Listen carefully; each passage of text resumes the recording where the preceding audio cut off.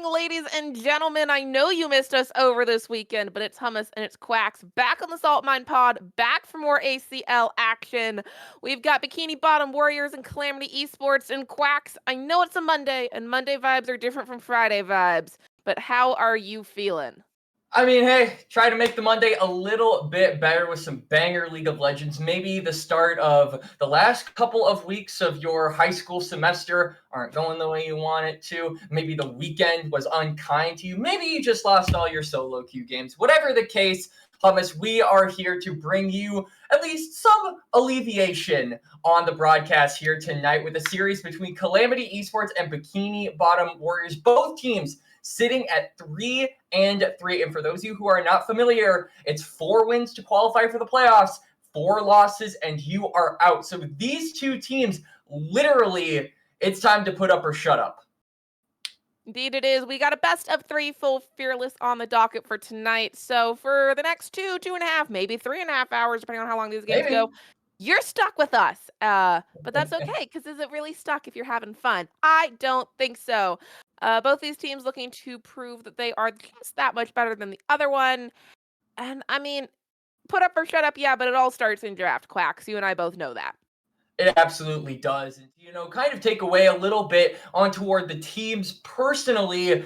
These guys are relatively unknown. Bikini Bottom Warriors, Calamity Esports, either one of these two teams qualifying for playoffs, I think would be a surprise to the other teams that have already qualified. This is definitely going to be an underdog story for whichever team does end up getting into that playoff bracket. And so I think that it really all starts here. We're on a new patch. There's been a little bit of a shift in the meta for Bikini Bottom Warriors in particular. They got Drudozer down in that support role. This is a guy who is usually looked at as a very dominant mid, but as of late, particularly in the big 2025 year, this guy's been going down toward that support role, going down toward that lane swap. It's been a little whisper in his ear, and now it's finally come to fruition. And from what little I've seen of him in the support role, I've actually been quite impressed with him. I think his mechanical side as well is really akin to something you don't normally see from support players. I think his movement is always on point. So I'm excited to see that bot lane dynamic with Instant. But as we move through the bans here, we see the Pantheon, the Shen banned away by Bikini Bottom Warriors, Calamity sticking with what has most notably been banned on that red side, the Nefiri taken off the board.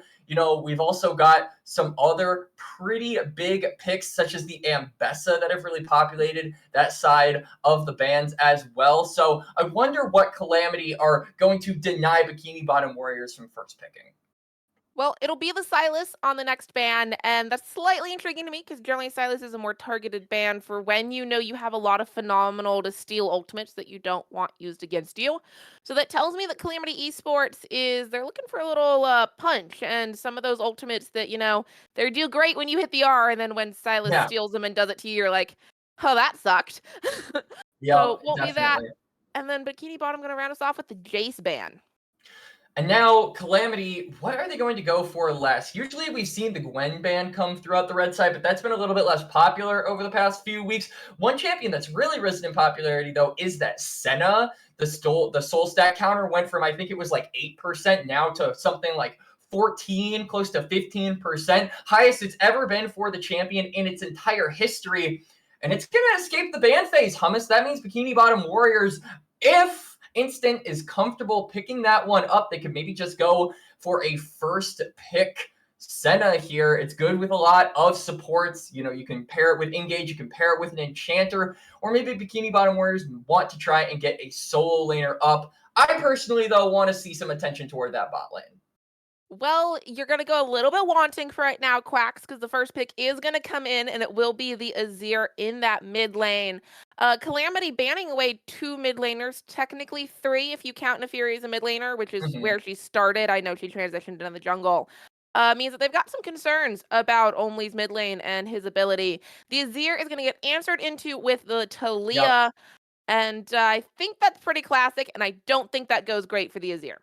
Yeah, it definitely doesn't. We talked about this a little bit on Friday when we saw this matchup between our two teams just a few days ago, and it really was Talia putting the hands on the Azir in the laning phase. Obviously, Azir I don't think it's too much of a stretch to say he definitely outscales Talia.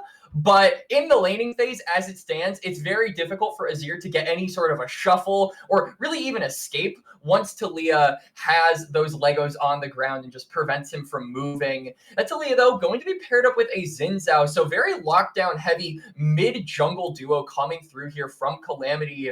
And I think that this is something that not only do you want to abuse in the laning phase with the Azir being able to stop his shuffle from getting away like we just said, but also maneuvering around the map. You want to get this duo to roam to top lane, to bot lane, control zones, and I think that Calamity have a very good game plan so far here in the draft. And I mean, I was on NACL OQs this weekend. I'm a little bit traumatized by Talia gameplay because when the Talia gameplay is good, she is across the map and she is hurting. Yep. So we are going to be looking for that mobility. Now, the flip side for the Bikini Bottom Warriors is going to be the Ezreal Karma down on that bot side. Ezreal with a good chunk of mobility, obviously with that arcane shift that can just kind of get him away. Karma, not quite so much. So there might be the angle for the 4-man collapses down onto the bot side in this earlier game. Yeah, there's a lot of range coming through here from the Bikini Bottom Warriors side. Azir Ezreal Karma is extremely difficult to close the gap on, not just because they have so much range, but because they have so much safety too. Azir has that shuffle, like we've said. Ezreal's got the arcane shift. Karma has a plethora of shields and heals that make her extremely, extremely slippery. And so I think the onus on Calamity now in the second phase of this draft is going to be trying to cover that distance, right? Trying to close the gap a little bit and find certain champions that can really get up in the face of this back line. And Corki being the pick, I'm a little bit skeptical of, honestly, Hummus, because this is a champion that is notoriously short range and could get bullied, if we see Cade not be careful with his positioning. Obviously, the flip side of that is these are all really good players. So if they pick the Corki, they're darn sure they're going to be careful with their positioning. You do always on the Corki have the Valkyrie forward to try and get in on people. Obviously, it's not as good or consistent as the engage as the Wind Becomes Lightning or the Weaver's Wall. As we round out the second phase of bans, the targets for Calamity Esports are going to be Orises in that jungle. Can't be the Wukong, can't be the J4. Mm-hmm. And the flip Wow, side is the double bans are hook. going to be Pentius in the support. No Nautilus, no Blitzcrank. But Yeah. notably, Leona and Rel and Alistar and Braum all still fair game in that tankier engage. I kind of like Braum here, personally. I think that being able to block some of that engage is going to be really, really valuable. But I guess Calamity have it in their head that Rel, with the upgraded support item, will be able to tank some of that damage and provide the engage that Calamity obviously need in order to get up in the face of this Bikini Bottom Warriors comp. And now, on the other side, Bikini Bottom Warriors is going to insta-lock that Volley Bear. I would imagine top lane is probably just going to be a tank or potentially even a side laner. But you already have an extremely high economy comp with this Azir and Ezreal. So you want to go for a champion that isn't necessarily, as I think, reliant on gold, because then that just means your breakpoints come a little too late. If everyone is hogging for the money gold bag, it's going to take a while before someone gets away with that. So I think Renekton is actually a pretty respectable call paired up with the Volley Bear. This is a very stock standard front to back comp from BBW. And, when your back's against the wall, I would say going for a front to back comp, which is, in my opinion, one of the easier things to do, is definitely the way to go. Calamity going to round us out with a Gragas. I'm a little bit interested to see how this plays out in the lane. Obviously, Renekton is strongest in those first few minutes. He's definitely a lane bully-esque kind of champion, and Gragas likes to dissuade any of that fighting. So I think that it's just going to be Volley Bear having to acknowledge this bot lane, acknowledge this mid lane, and sort of just leave top lane up to its own devices for BBW.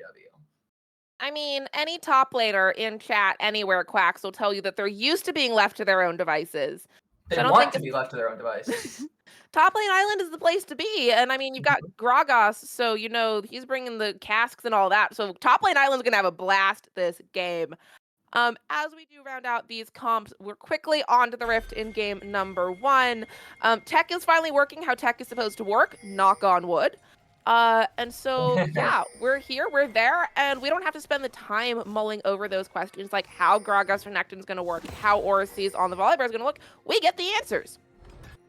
We absolutely do. And looking across the board here, nothing too unusual about the sum choices or the keystone choices or the builds that certain players are going. I would say the most interesting thing is Lonnie going for that phase rush. I think anticipating that Orisi's on this Volibear really just wants to get, going extremely early. This is a main staple of the Volibear pick, especially when you're going that PTA. You really want to abuse that early game combo where you can basically just stat check anybody. And so I think the respect that Calamity are giving over with these keystones, saying, all right, we're just going to try and play this laning phase safe, is definitely the correct move. And I think that that will open up opportunities for them later, but maybe Bikini Bottom Warriors having a bit of a dominant early game, I would imagine.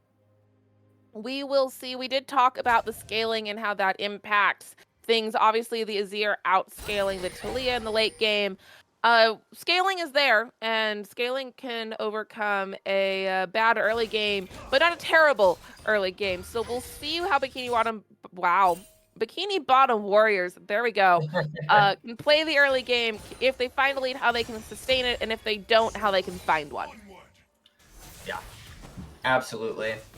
We're expecting Shove probably to be in favor of BBW, at least in this early game, right? We talk a lot about the range advantage that Ezreal Karma should have. I'd say the only caveat to that is that Pentius, once he gets level 2, if we can maybe see some action from Calamity, try and get a health bar chunk off of either Drudozer or Instant, I think that could throw a wrench in those plans. But so far, it has not been a ton of action. Really, the only person that has had their health bar get hurt by this exchange is a Cade on the Corki, and that's to be expected with how short range he is compared to this BBW bot lane combo.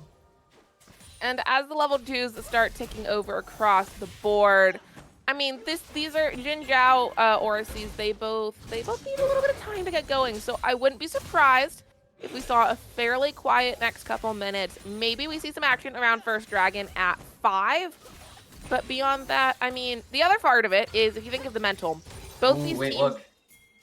Oh, Volibear is Orisi's is actually using that prio. He's looking for an invade onto Halls. Halls has no idea this is actually a thing. Halls does drop the ward though.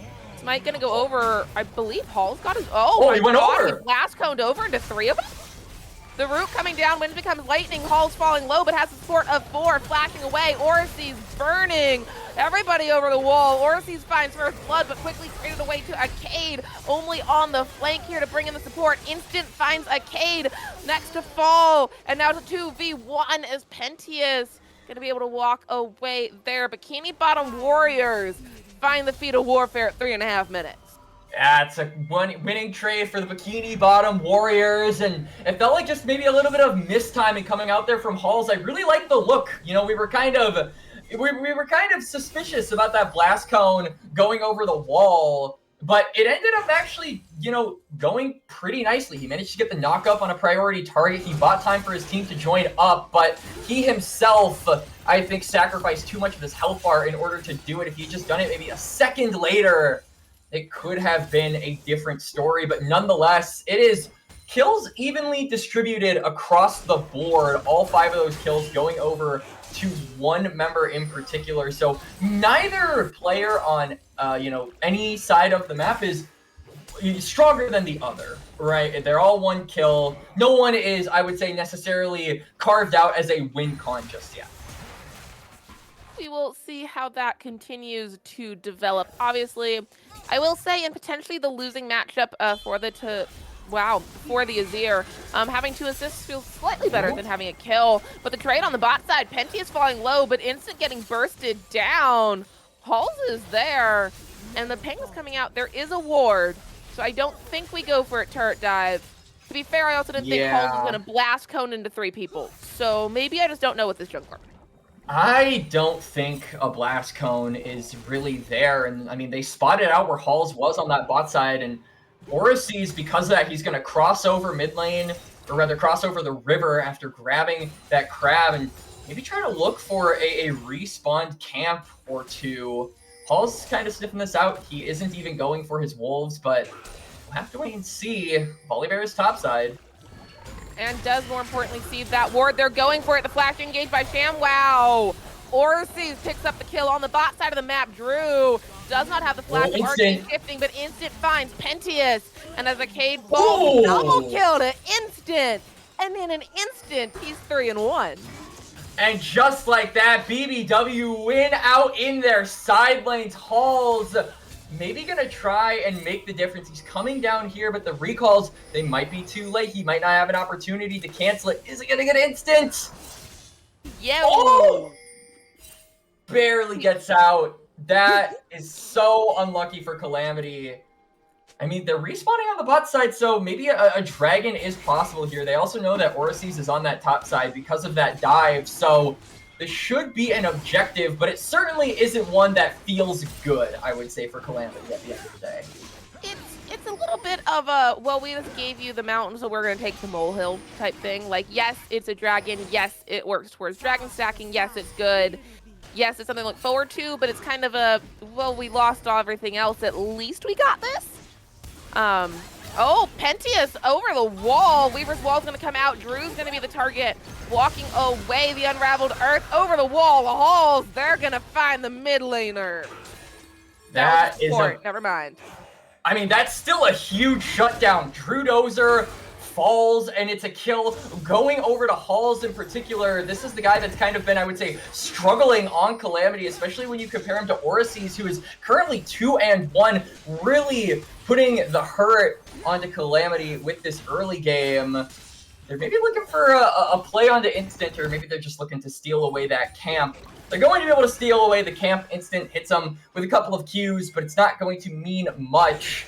Grubs, though, coming up in a little less than a minute, and you can see ShamWow just kind of dominating in priority on this side of the map. Amelie as well, pushing Lonnie in.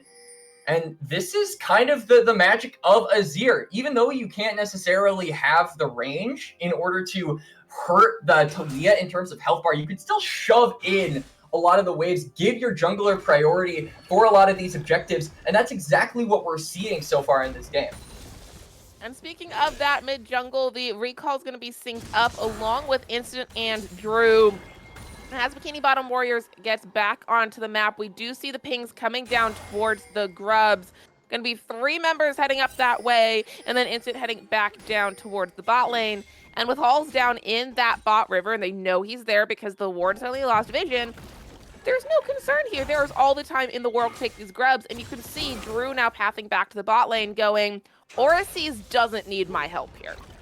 No, he doesn't, and you know, maybe Bikini Bottom Warriors might need some help. I mean, you can see Halls is on this bot side of the map, and I was thinking maybe he would look for a tower dive, maybe look for an aggressive play, knowing that Orsies is on that top side, but I think he just acknowledges that they might not have the damage yet. I mean, you look across the board at the items for the jungle and the bot lane of Calamity, and they really don't have much. The best that they have is a Caulfield's Warhammer by Halls, and that is not nearly enough to get through a barrier, a heal, and, you know, all of the defenses of this Karma Ezreal. So at the end of the day, it's just going to be Grubs traded for nothing.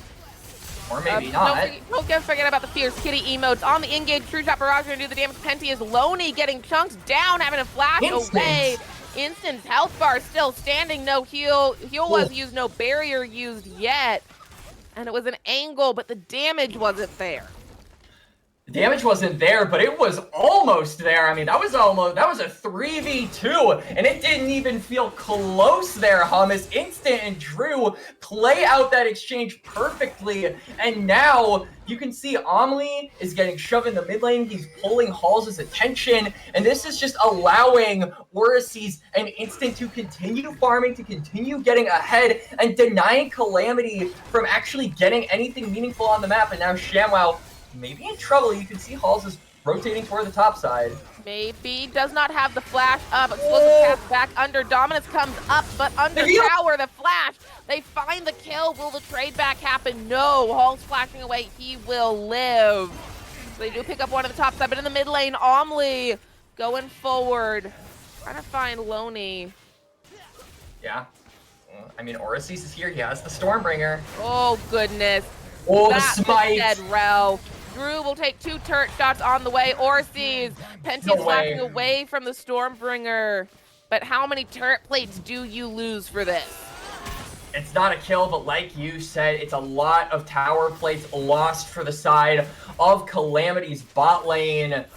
And it just makes a bad situation worse. I mean, for Christ's sake, Instant is already over 20 CS up in the lead over Arcade. This Ezreal is going to recall with a Trinity Force, I would imagine, at less than 11 minutes. First item for an 80 carry, and an expensive item at that. Not what you want to see for Calamity. It's especially going to be impactful as well because this Dragon's coming up in about 40. All of Bikini Bottom Warriors get those resets off and are ready to fight.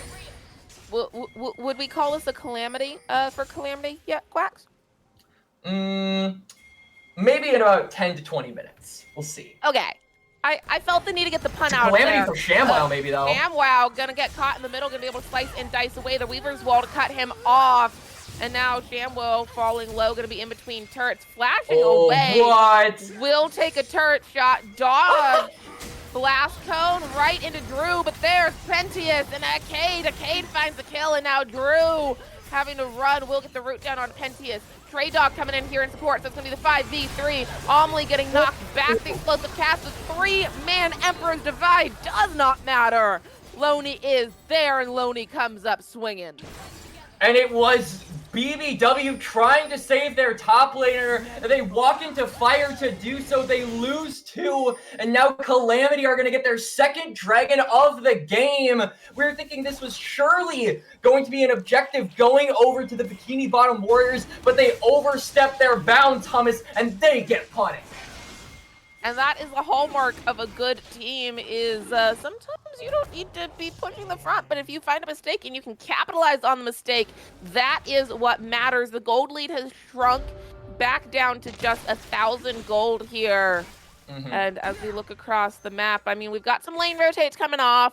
We've got a little bit of time. We've got about 2.5 minutes before that Rift Herald spawns.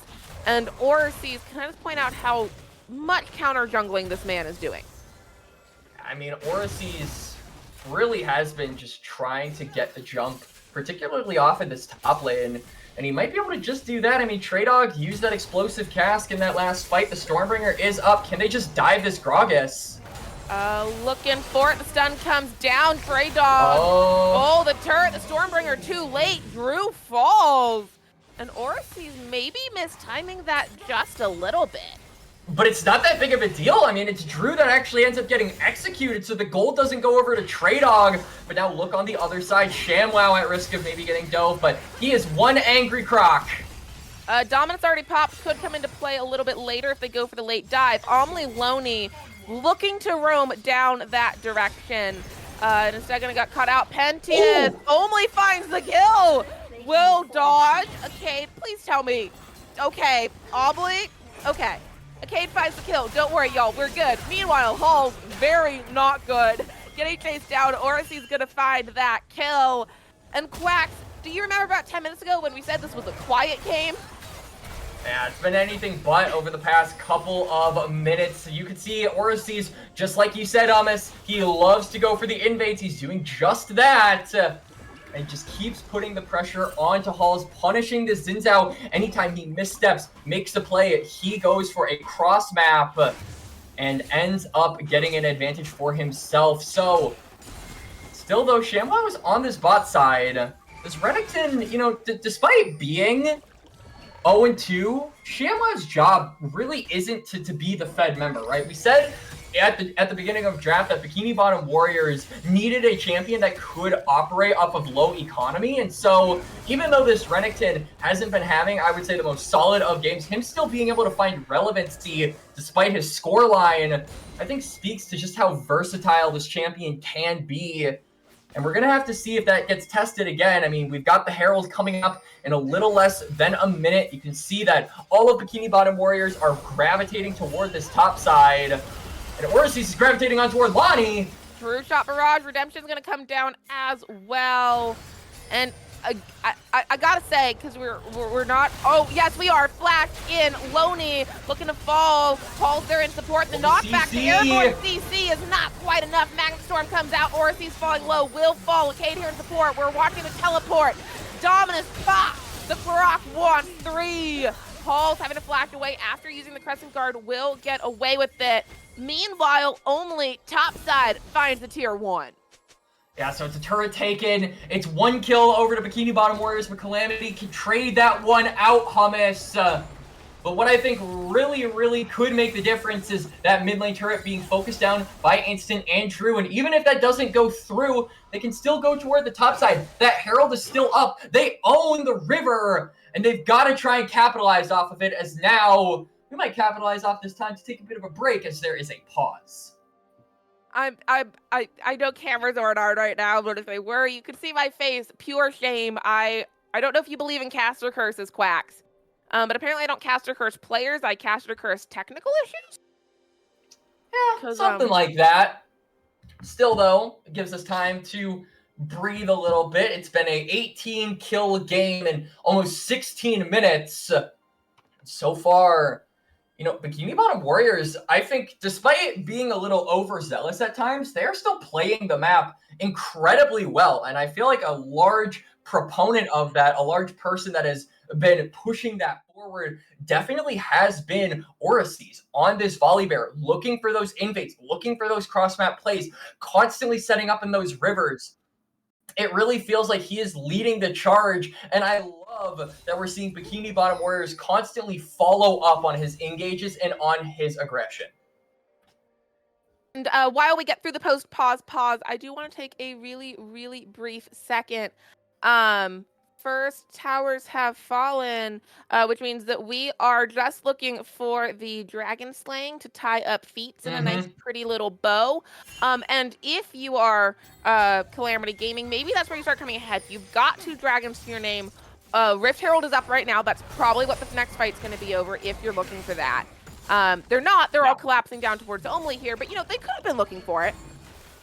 Still, though. So we're gonna see here. Omli has 4. I think this dispels his doom. Under turret, true shot barrage gonna miss everything. The Emperor's divide though.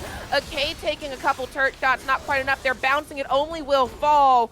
Orices here to see if he can't do anything. Weaver's wall gonna come out, push Instant off the mid tier 1, and now everybody backs away while getting some flowers. Orices is still looking for this.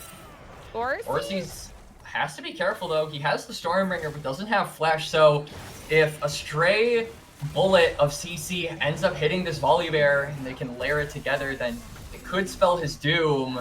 Doesn't look like that's going to happen though, as I think the main goal here is that Volibear is just trying to cancel the backs in time for Calamity to have a less than optimal setup for this dragon going forward, because if Calamity were to get this, it would be sole point. Definitely not a position that they want to be in.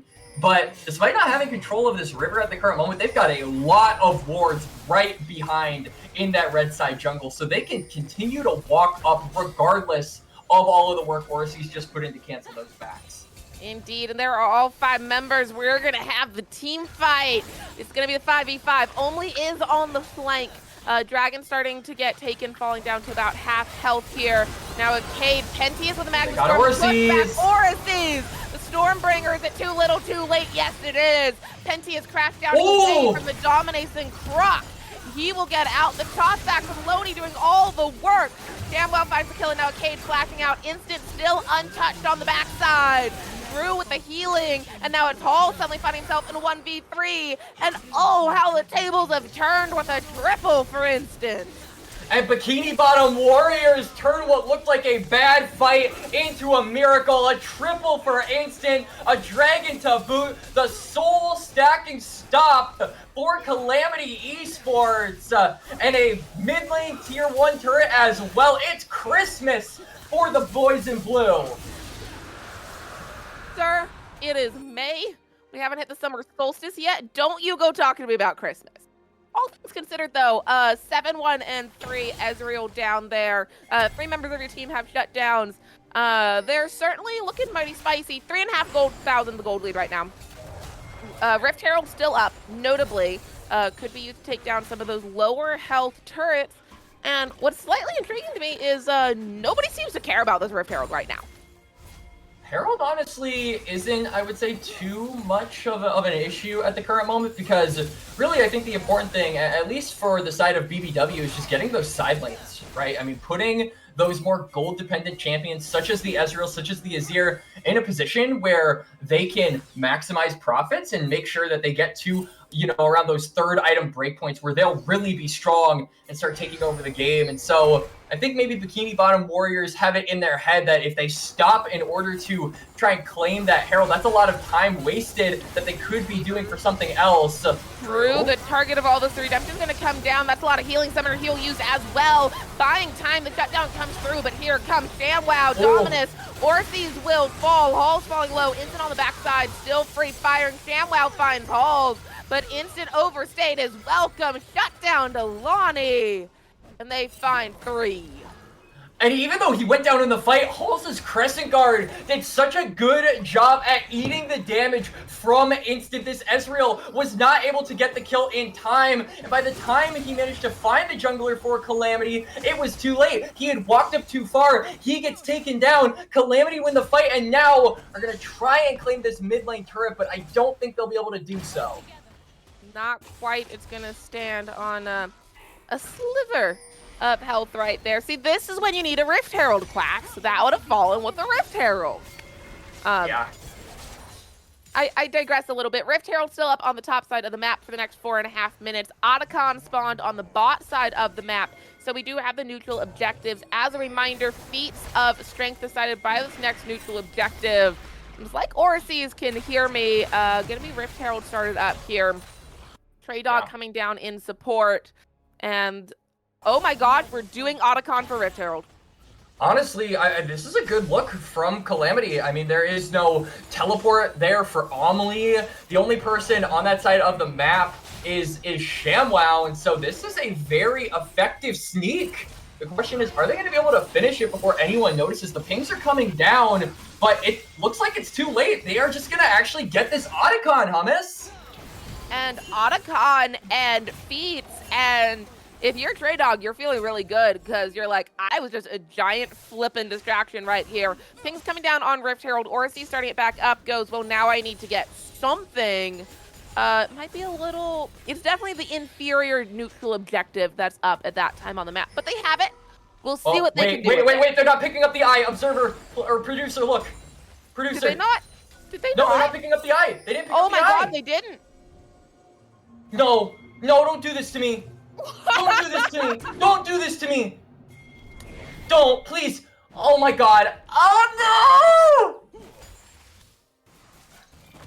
no! Ladies and gentlemen, what we just witnessed is what I like to call as a jungler the mistake you only make once. There are very few mistakes that you only make once. One of them is not bringing Smite, which you can't do anymore. A second is not buying a jungle pet. And the third is not picking up the Rift Herald Eye when you take it completely uncontested and just walked over the area a little too early. It hurts, though. Every time it happens, Hummus.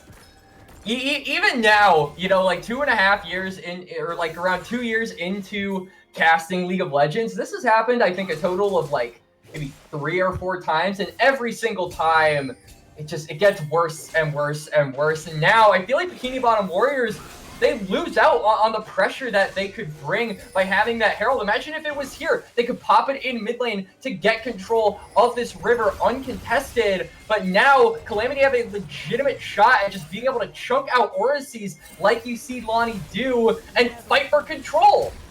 Weaver's Wall and Trey Dog, everybody's here. The Weaver's Wall gets it started. Drew dropping the healing, it comes through, but it's not enough. Instant pops. So too does ShamWow. And with 5 members standing strong, Calamity Esports turn their eyes on the spawning dragon. They've got 10 seconds. Oracy's still up. We could go for Stormbringer's still up. We could go for a cheeky little 50-50 jump over the wall steal. I don't think we will. I don't think it's worth it. No, they're not going to. Oracy is honestly sacrificing yourself as the jungler here wouldn't have too many consequences. We don't have the Otacon up anymore. The Baron isn't coming up for another couple of minutes, and so there could have been a legitimate attempt at looking, but they end up not going for it. It is going to be soul point now for Calamity, and with this Otacon as well, it's really looking a bit dire here for Bikini Bottom Warriors, and this is such a surprising game state to find ourselves in, Hummus, because it was BBW absolutely dunking on this early game with ShamWow and with this Ezreal. They were, getting stuff done around the map. But now, ever since, team fights have been the main factor in pushing this game forward, it has been Calamity that have taken over. Sure has. 24.5 minutes in. The gold is even. The Magnet Storm coming down onto Drew. Crash down Aegis over the wall. They will pop Drew. The teleport coming across as well from Loney. And that's just a simple, nice, clean pickup. Yeah, now kind of the question becomes, what are you as Calamity going to do? It feels really difficult to siege against an Ezreal that now has 3 items. His Q is on an incredibly low cooldown with those those Ionian boots of Lucidity. He just has so much ability haste, and clearing against that, going to be a little bit difficult. Add in the Azir as well. So you really are reliant on this Baron in order to be your siege tool. And I think that's what Calamity are setting up for. You can see they dropped some vision on the top side river. They're setting up to see if they can get a pick like what they just got with Drew. And if they can get it this time, Hummus, then it's going to be immediately onto that top side objective. It will. Now, here's my concern, Quacks. Looking across the board, the level advantages are there for Calamity Esports, and more importantly, Traydog at 16, that final ultimate stack on the explosive cask is there. He's out leveling by ShamWow by 2. Loney, Aegis, they've all got level advantages as well, and that's a lot of extra skill points when we're starting to really hit those 3 item breakpoints here. And maybe that's why these team fights are going so darned well for Calamity. It absolutely seems like that is the case. And also, it's just because of how much AoE damage they have, right? I mean, you look across the board, and there is a lot of splash damage on the side of Calamity. And, you look at Bikini Bottom Warriors, they have a lot more single target focused stuff. Ezreal's Q can only hit 1 person. Volibear's Q can only hit 1 person. Renekton W can only hit 1 person. So their idea is to go for a pick and then go from there. But so far, Calamity, because they've been grouping up so much more frequently, it's been really difficult for them to actually find that advantage with what their comp is so good at doing. Now the ping's coming down. We got the Magnet Storm. Orsi's flashing forward. Loney flashing away, but Stormbringer on top. True Shot Barrage comes out. Loney falls. Pentious gets the return kill. And that's a 1-for-1, but more importantly, the jungler is down and Baron is up. Pentious flashing forward, looking for it. Drew with the healing. Drew will land the root onto Halls, only in the middle of everything. The Emperor's Divide doesn't matter when Aegis goes on the rampage. Dominance comes out from ShamWow. Traydog falling low, but Traydog finds ShamWow. And Drew, you're a support. You can't finish off those health bars. Aegis gonna clean up with the double, and now all eyes are on Drew. The blast cone is good. And as Drew continues to run away and seek refuge, Aegis Valkyrie over the wall, and the damage. 5 level advantage, by the way. Yep. This is not gonna be enough. Doesn't need to be enough when there's a Baron on the table, and you need the ADC damage for Baron, though, Quack. It absolutely doesn't require killing Drew, but it's still a 4 for basically nothing on the side of Calamity. Lonnie is back up on the map as this Talia. It's Baron secured for Calamity ahead of this Dragon as well. Bikini Bottom Warriors, the game is out, it seems completely out of their hands. Instant, who was, extremely ahead in this early game. Now it feels like Aegis has taken over on this Quirky, and all of Calamity are there to back him up. This is the last bastion of hope, the last, sort of play that BBW can make to try and turn this game around. Dragon spawning in 30 seconds. It would be Soul, but we're getting started. Crescent Guard comes out, as does the Weaver's Wall, and ShamWow just pops in the middle of 5. Or sees the knockback from the exploding cask. That's 2 down. And with Drake spawning, not only is there not a team, there's not a smite. There's not a smite, there's not a team, there's nothing Calamity can do. Maybe a lucky stray skill shot from BBW could go for the steal, but that's rose-tinted glasses. Calamity Esports, Lonnie in particular with that Weaver's Wall completely dividing BBW in that fight, allowing for Calamity to have an easy time picking off that top side. They get the soul. They have the Baron. They're 4,000 gold up. It's a Cade, 10, 3, and 9. This game is looking dire for BBW.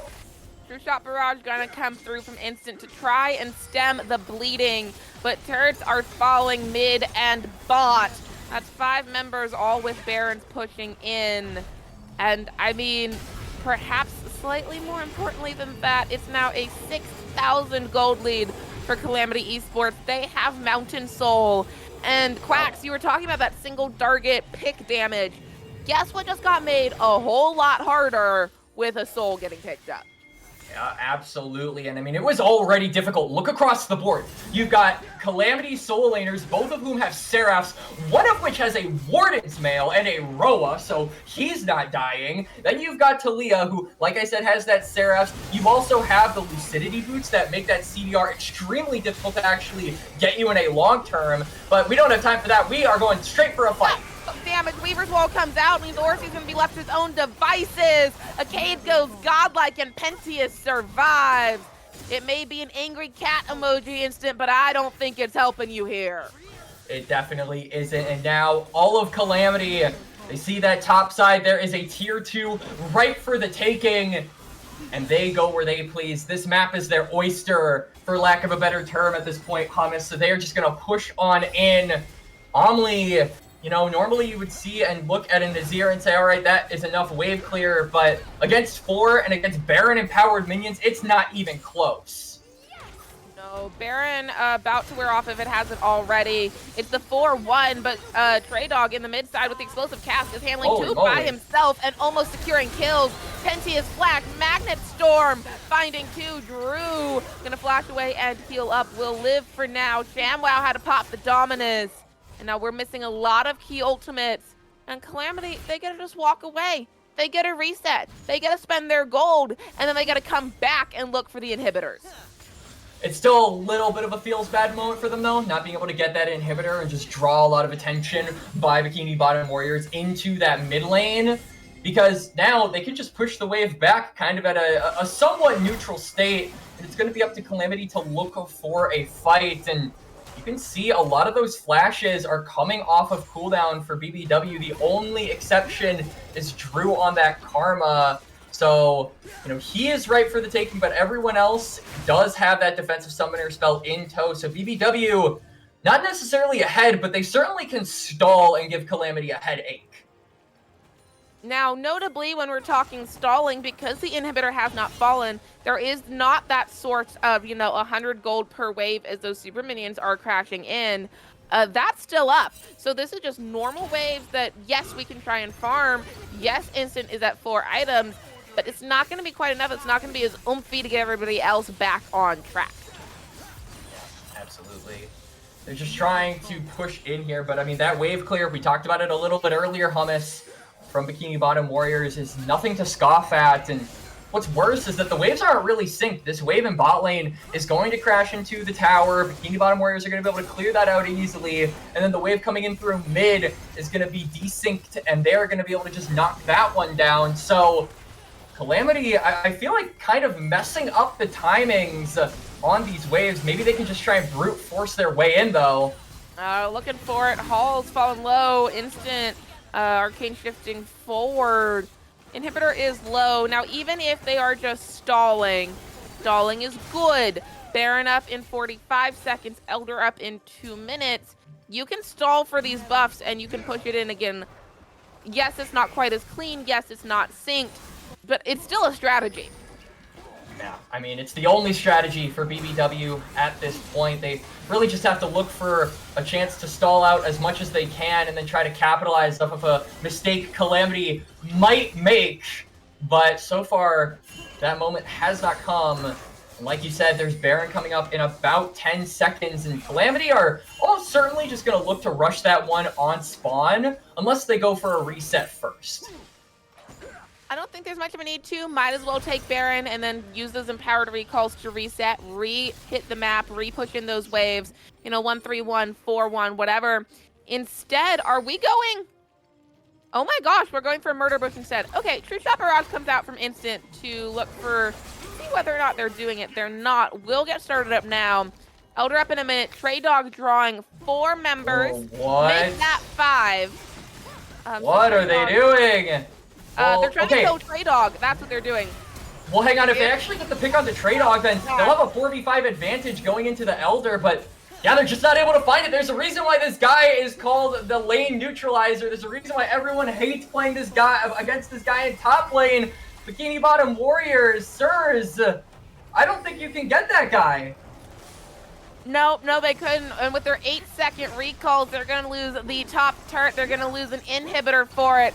And now they have to try and look for the fight. The toss-up or the Stormbringer used defensively. Trey Dog coming back in. Weaver's wall on the side. ShamWow. Storm. Wow. Ow. Damn it. NTS, they find Orsies. They find ShamWow. Only goes golden, but it buys them nothing. And now it's 2 members, Instant Andrew, the bot lane against the World. The World, of course, wearing purple. And Quacks, it's not going to be enough. Calamity finds game 1 in the Do or Die series. Calamity wearing purple and Bikini Bottom Warriors seeing red as the first game will go over to Calamity. It was a rough early game. It was looking dire, but those team fights roll around and they transformed, Hummus. They sure do. They caused... There's a Calamity pun somewhere in there. It's not happening right now. There's something there. There's something there. What we do have is the Bikini Bottoms Warriors. We were talking about their back being against a wall heading into this series. It's do or die. Well, Quacks, it's now not just the series that's do or die. It's the game that is do or die as we head towards game number 2. Yep. And they better put the word in their name, and they better fight back and push us to 3 if they want any shot at ACL playoffs this year. Yep, absolutely. And honestly, I feel like I'm going to take your metaphor, Hummus, a little bit further. I don't necessarily think it's their back against the wall. Their, foot is about to slip off of a 50 bajillion foot dark abyss cliff that has no escape from it, because it's not just about, taking a loss here. It's about your season. It's about staying alive in the ACL, and one more loss will do them in. And for Calamity, it's one more win, and they are in to the ACL playoffs. So we're not going to waste any time. We are going to take a small little break, and when we return, we'll be live for the second game between Bikini Bottom Warriors and Calamity Esports. See you then.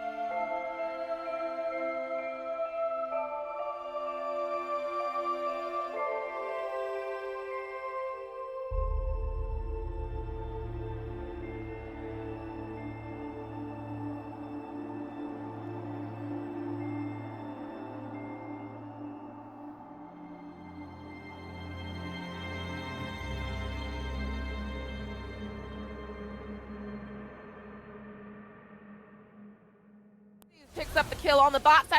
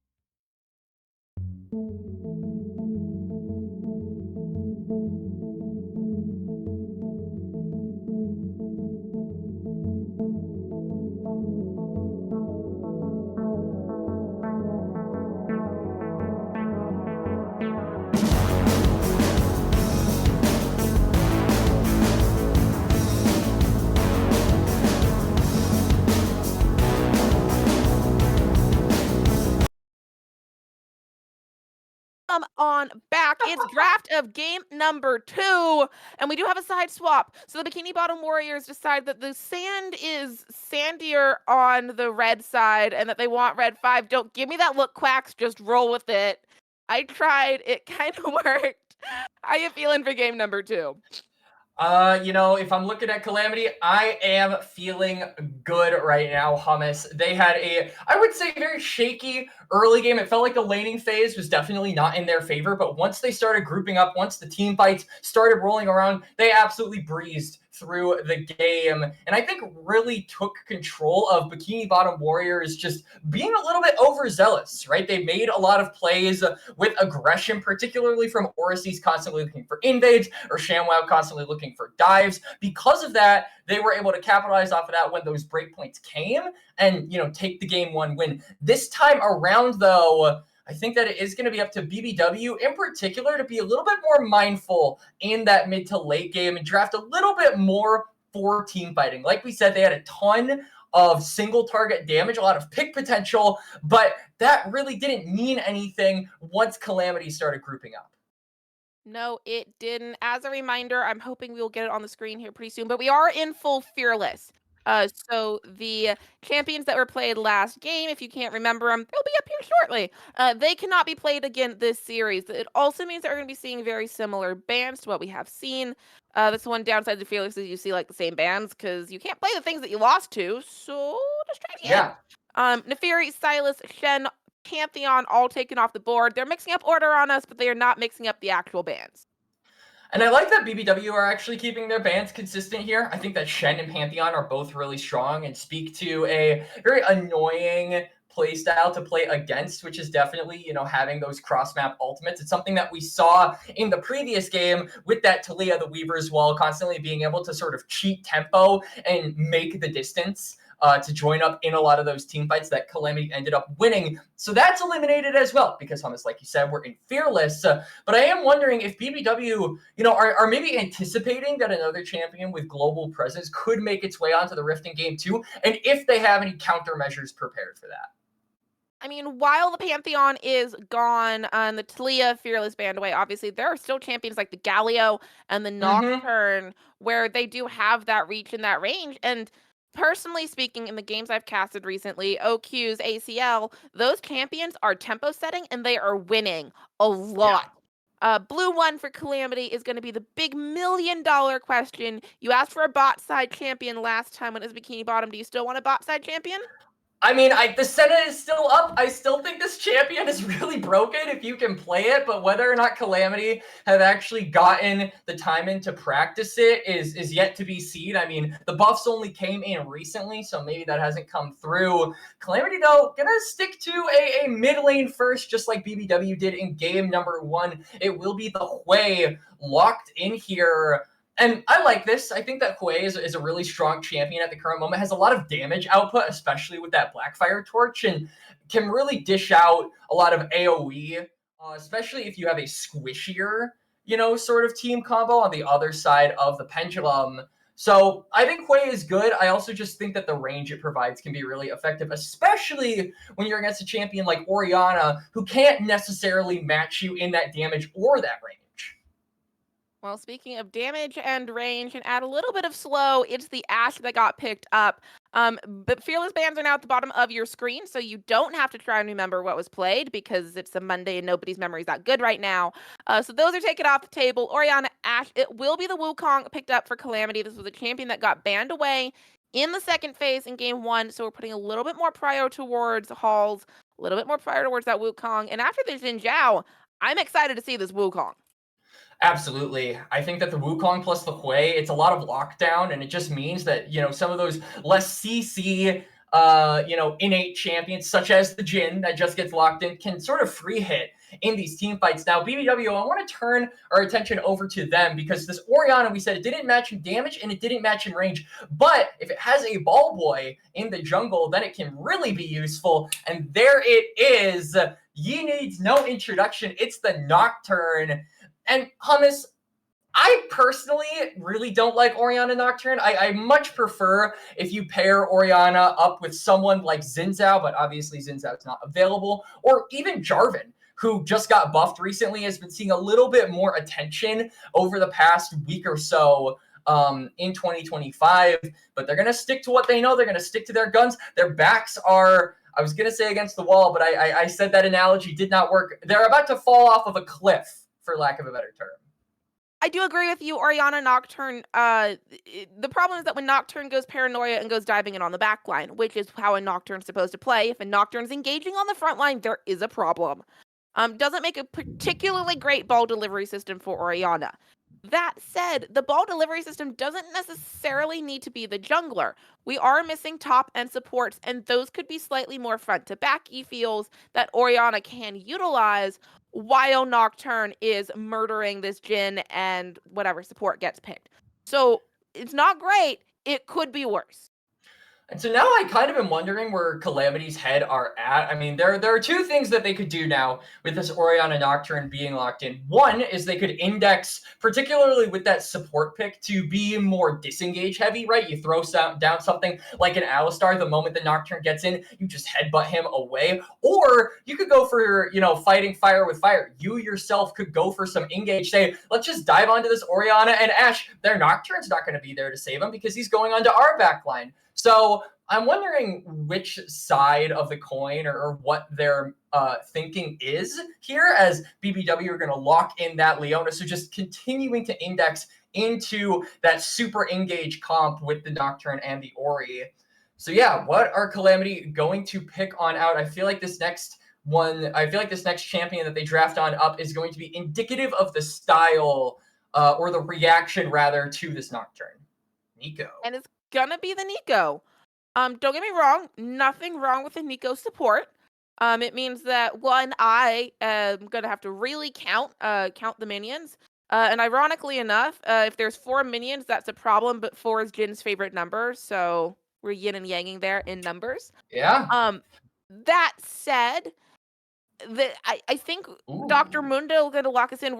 I think front to back generally meets here. We're gonna kind of have the glossing over front to back where everybody's diving on the back lines, and then it's just which back line can get peeled for. Oh my god, that's a Fiora. I like that a lot, actually. This is a champion that I think actually just absolutely demolishes Dr. Mundo.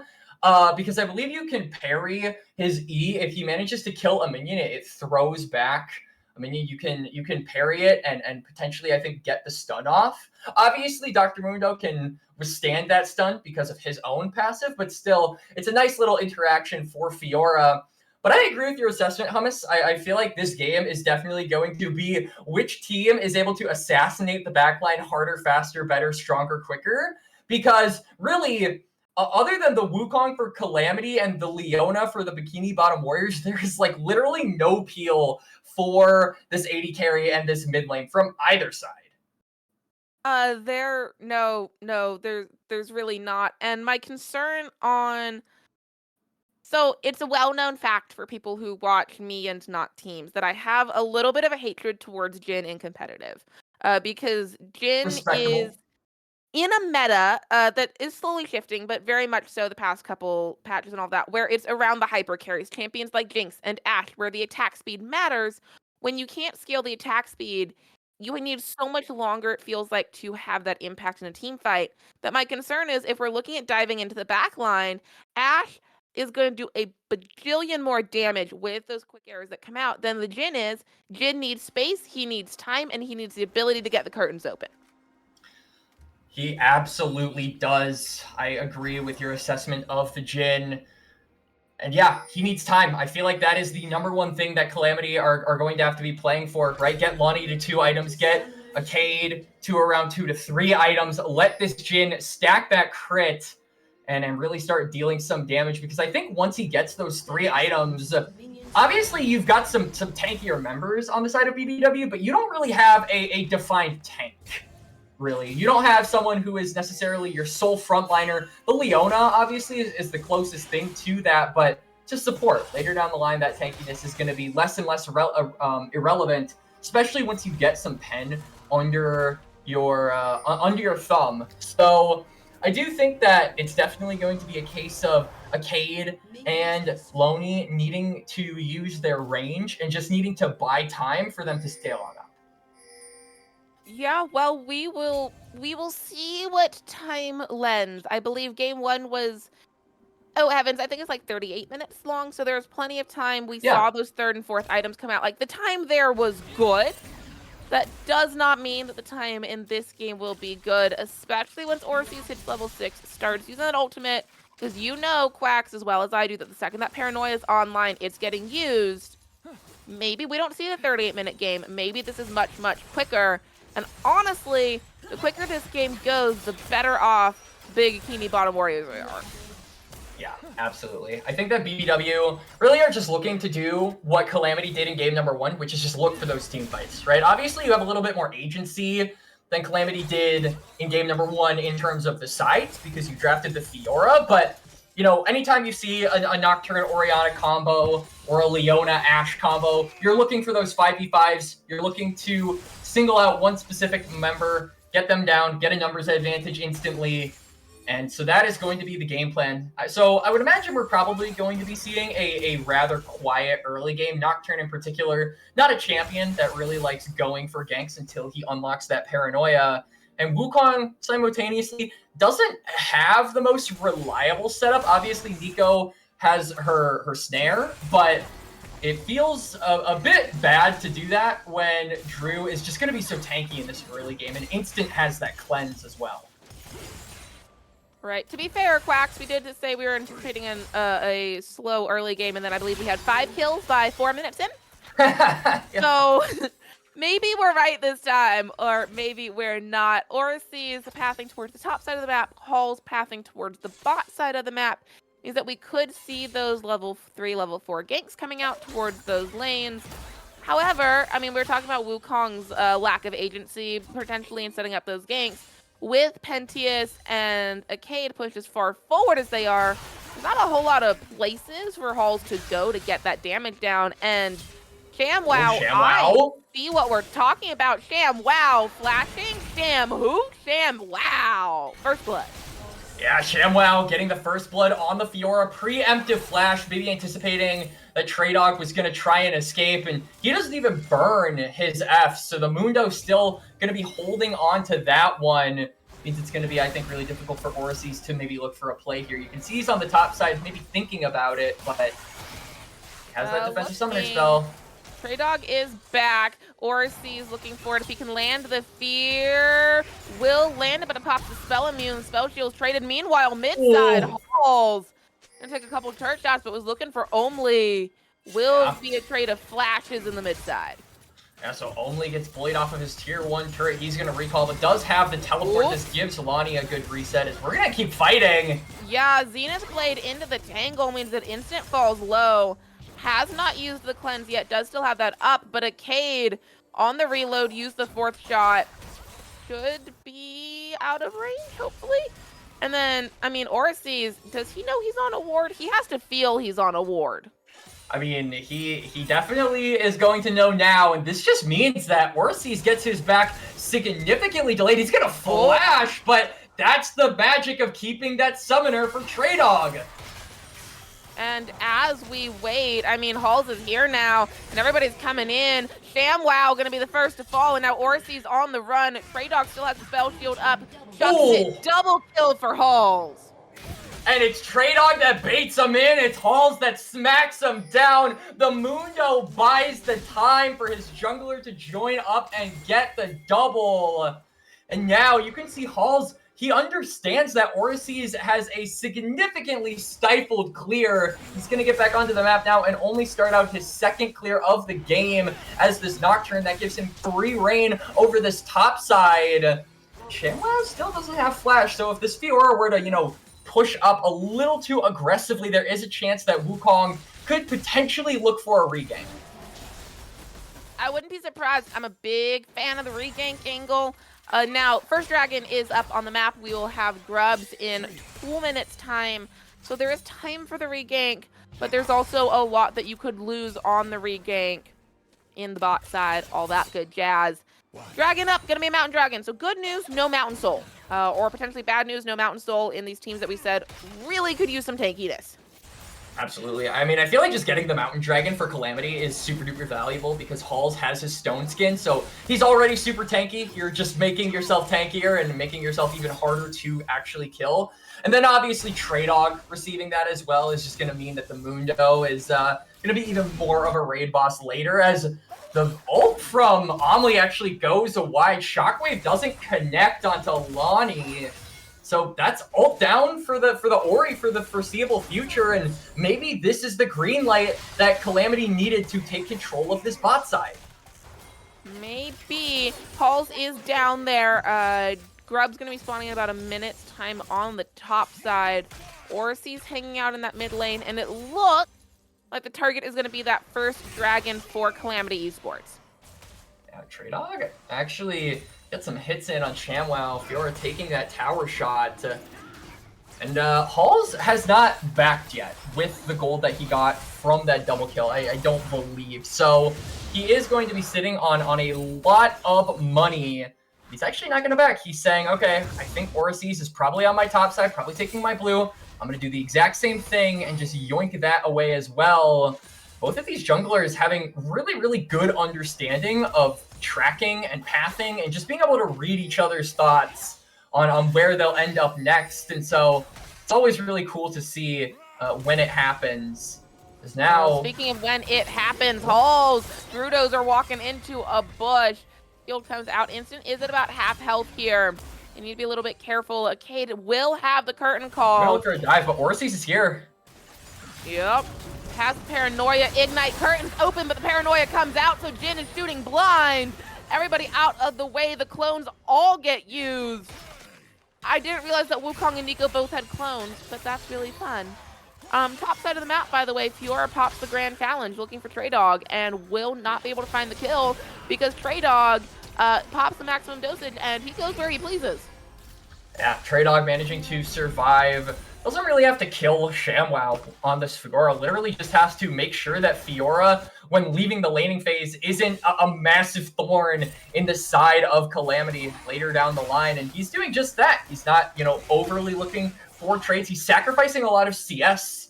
Admittedly, he's about 60 down compared to ShamWow, but you're not exactly a high econ champion. You don't need the gold as badly as, say, something like a Wukong, a Jin, or a Hui. So just buying time is your job as the top laner in this game. And it's a job that Trey Dog is doing well. Grubs, pings coming down on the Grubs towards the top side of that map, and Lonnie teleporting back in. Pentius is up there. We could see a little bit of spice. Drew flashing. Was that a full flash or a hex flash? I think that was a full flash. I think so as well. So Drew not going to have that for this fight, if there is actually a fight around the Grubs. Paranoia not there for Orsi's, so Bikini Bottom Warriors got to be careful. Top side first. They want to get Trey Dog off the table. Trey Dog has popped, not the maximum dosage, excuse me, Halls, and he is healing up. Shambo trying to get out of there, but Orsi's does not have the movement. Orsi's falls. Calamity finds the feat of warfare. Bad news, Quacks. All three of those kills are on Halls. Yup, Halls 3-0 on the Wukong. And I feel like that is really unlucky for Orsi's. He looked to go and pop the spell shield, but he did it too late, so the slow from the cleaver ended up coming through. And really, that's what they needed. It wasn't the damage, it was just the CC enough so that Halls could, cover the distance with his own gap closer. He picks up that kill third, like we just said. And as a result, he is going to get the Grubs. So it's both objectives going the way of Calamity. They are having a very different early game than what we saw in game number 1, but you'll find no complaints here. Not at all. Pentius, Brudozer bulldozing forward, but the Paranoia comes out. Pop Blossom finds, 2 Orsi's falling low. Drew Dozer pops the solar flare, but it's gonna get caught in the middle of everything. Pulse finds 2 more. And Quacks, game 1, you said there was no clear identified win con. Now there is. It definitely is. Gosh, I can see it, but I can't quite put my finger on it. I believe it's probably the 5-0 Wukong, but honestly, I could make cases for all. As Halls is just, I feel like they're just reading this game like a book. They knew that Orsi's was going to look for some of those camps to steal away. They had it in their head, and they reacted accordingly. Omle flashing forward for Loney, and they just find it. A trade of flashes, and okay then. Yeah, this is a solo kill onto Only, the second kill for the side of the Bikini Bottom Warriors. And, I mean, it's good, but it doesn't feel like it makes too much of a difference. Omli having to expend his own flash means that once Halls gets that Cyclone back up, or Pentius maybe gets his Pop Blossom back up, they could look for a cheeky play in mid lane and just completely take down the Orianna if he steps up too far. So it's just, although you get the kill, although you get the gold, you still are at a vulnerable state despite that solo kill. Yeah, you are. Trade Dog and ShamWow continue to trade on the top side. Those vitals starting to really hurt. Trade Dog falling low, but does still have the ultimate up if he needs to get out of a tricky situation. And now it's next Dragon that is up on the field. If Calamity Esports gets it, Calamity Esports will secure not only the feat of Monster Slaying, but the full feats of Strength. Yep. And there's a lot on the line for this Dragon here. There absolutely is. This also puts Calamity in a really, really comfortable spot when it comes to actually stacking the dragons and looking much, much more aggressive come that late game. On the other side, you can see Orsi's stealing away some camps, making a cross-map play, but honestly, it's a participation award at that point, because you can't really look for a dive on top lane. Traydog has both flash and the maximum dosage, not to mention a ton of wave clear on this Mundo, so you can't actually transition owning this side of the map into anything more. Not really, and I mean, yes, you're now ahead by about 2 camps in CS, but you're down 5 kills. Yeah. And Orsi's, I think he's looking. We do have the Paranoia up here, Loney, but Halls and Pentius both here. Spiraling Despair down onto Omli. The Shockwave does come down, and Chain Crystal Arrow's the thing he needs. The Pop Blossom will find one. The stun the fleeing Loney falls. Now Orsi's in the middle of everything, getting knocked out by the Cyclone. Drew looking to find a little bit more, but won't find it. ShamWow's recall gonna get stopped by Traydog up on the top side. Yeah. So it's a kill finally over to Orsi's, but it's a return kill to Halls. Really good flash by the Wukong as well. I believe he buffered his Q in order to get that off, and so he manages to survive. I was actually thinking he was almost certainly going to go down in that exchange. His Traydog now has to be very careful. Maximum dosage is popped. ShamWow flashing for flash. The solar flare comes down. Traydog will fall first. ShamWow gets kill credit, but Quacks, we all know it was a turret that cleaned that one up. Yeah, turret carry. ShamWow, though, getting that kill. 2 and 1 Fiora. Traydog does have the teleport. I don't think ShamWow is going to greed for any more damage on to this turret. So gets the kill. We'll be able to get out and maybe look a little bit stronger for the next fight, which I imagine is probably going to be that Herald coming up in a little less than a minute. You can already see that Calamity have started lane swapping their bot lane up towards the top side and are trying to get a numbers advantage ahead of this neutral objective coming up. Indeed, they have neutral objectives. For the feats, they no longer matter. Full feats have been going over to Calamity Esports. But Quacks, I think you and I can both say as Rift Herald is spawning, no matter who gets Rift Herald, I don't care as long as they pick up the eye. Yeah, for sure. You know, I almost forgot about that. Thanks for reminding me. You're welcome. It's also on the highlight reel in between games. A moment that will live in infamy and that I will find and clip and I'm sure post on my Twitter. Regardless, ShamWow, Traydog going at it again in the bot lane instead of the top lane. And as the pings come down, Drew is the only one around that Rift Herald as it's been started. Yep, so they're going to be giving up that Rift Herald and not really getting anything on the other side. I mean, you could just see the wave clear that this Mundo has. ShamWow's not going to be able to threaten this turret at all. And even Orsi is, you know, doing his usual thing of looking as, hang on, he actually is looking. It's Solar Flare. Spiraling Despair does the work. Orsi's taking turret shots, means that only finds the kill. Meanwhile, Instant looking to get dove on the top side. Hall, Cyclone curtains open. Arcade gets the kill. And that felt slightly overkill, all things considered. But you know what? A kill is a kill. Yeah, it absolutely is. So a member down on the Bikini Bottom Warriors side for the top lane. Now they are going to spawn the Herald after taking that turret. I don't think they're going to be able to find the second one, but they might look. Oh, big shockwave. Yeah, comes in, Ooh. shut down. Hall falls. Screwdozer's the one who gets that. Is going to get rooted up away. ShamWow here looking for 2 on the chase. It's Arcade, it's Pentious. ShamWow, the Pop Blossom finding just 1. Means that Pentious will fall, and now Arcade on the run. There is a ball delivery system. Drew flashing, Arcade cleansing. Under turret, does not matter. Double kill only, and Drew survives. Yeah, only managing to reap the rewards of that chase down by the Bikini Bottom Warriors. Calamity just overstepping their bounds a little bit. The 2-man shockwave by the Orianna does the trick. It's a little bit regrettable, though, for the side of Bikini Bottom Warriors, that shutdown going over to Trudozer, of all people. But, you know, it's still a double over to Only. They've got a 4-0 into Orianna. Their win con is active. It's just a matter of how well they can follow through with it. Well, for right now, gold back even, kills pretty much even. If you remember, Quacks, 24 minutes into the last game, we were completely dead even. And it all kind of disintegrated for BBW from there. Let's see if the same thing happens. We're at 17 minutes. We're dead even. And we have the 3rd dragon up in 10 seconds. This would be soul point for Calamity if they can secure it. But at the same time, we talk about the team fighting of BBW's comp. They've got the Orianna, they've got the Nocturne, the Shockwave, Paranoia combo is infamous in the League of Legends community for a reason, Hummus. And because of that, I think Calamity are saying, we don't have the vision, we don't have the, we don't have the numbers, we just don't have it in us to contest this. And honestly, I feel like that's the right call. It's only the first dragon for the side of BBW. It's not the end of the world. And look at what you're trading on the other side for it. Big fat 700 gold as the top tier 2 turret falls.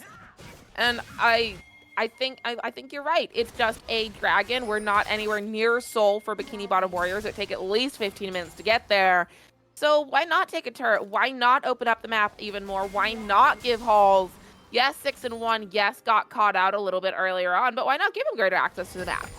There's like no vision towards the top side of that map for BBW. And Loney popping the Spiraling Despair only and Lonely. They're just trading, and the autos are sad. The Paranoia comes through, but the teleport from Trey Dog will save everybody. Orsi's opting to go in on Pentious instead. Will get Pop Blossomed. We've got 2 fights going on, only on the run. Slashing, Trey Dog finds that kill. In the jungle, Drudozer coming in support means that Orsi's will be able to get out and live. But what looked so promising for Bikini Bottom ends up being a kill for Calamity.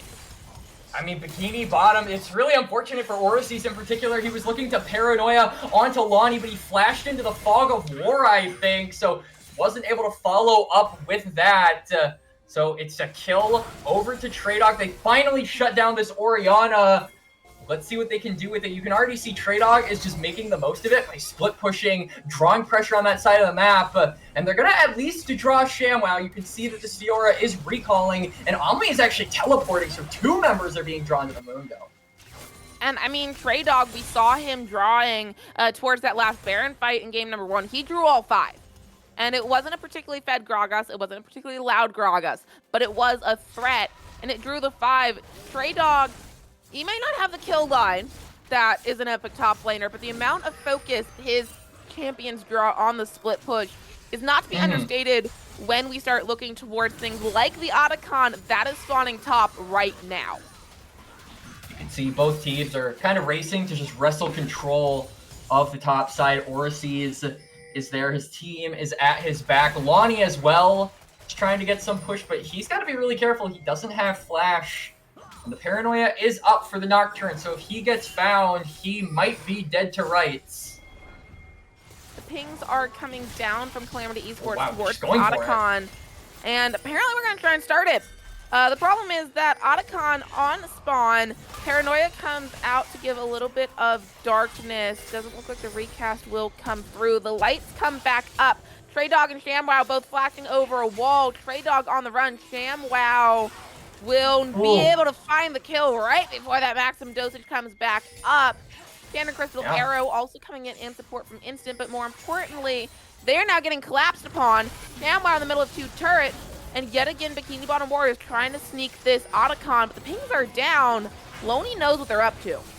Yeah, Loney absolutely does. The Paranoia, like you said, so you're not able to get that jump onto any member of Calamity. It's got to be Drew leading the charge, and he lands the Zenith Blade. Spiraling Despair as well. Curtain's Call comes out. Loney goes Golden Cyclone on the top on the backside. Falling low. Drew finds Lonely, but on the top side, Hall's not tanky enough. They find him, ShamWow chasing forward.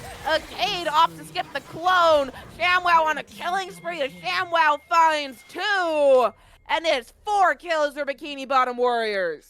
A 4-for-1 BBW split the attention of Calamity right down the middle. It's Halls on the back line. The rest of them aren't able to follow, and they get picked off 1 by 1, Hummus. It's the Otacon for BBW. Their prize finally in their grasp. And ahead of the 4th Dragon as well, they'll be able to recall with a lot of gold. This is how the train starts. Chugga, chugga, choo, choo.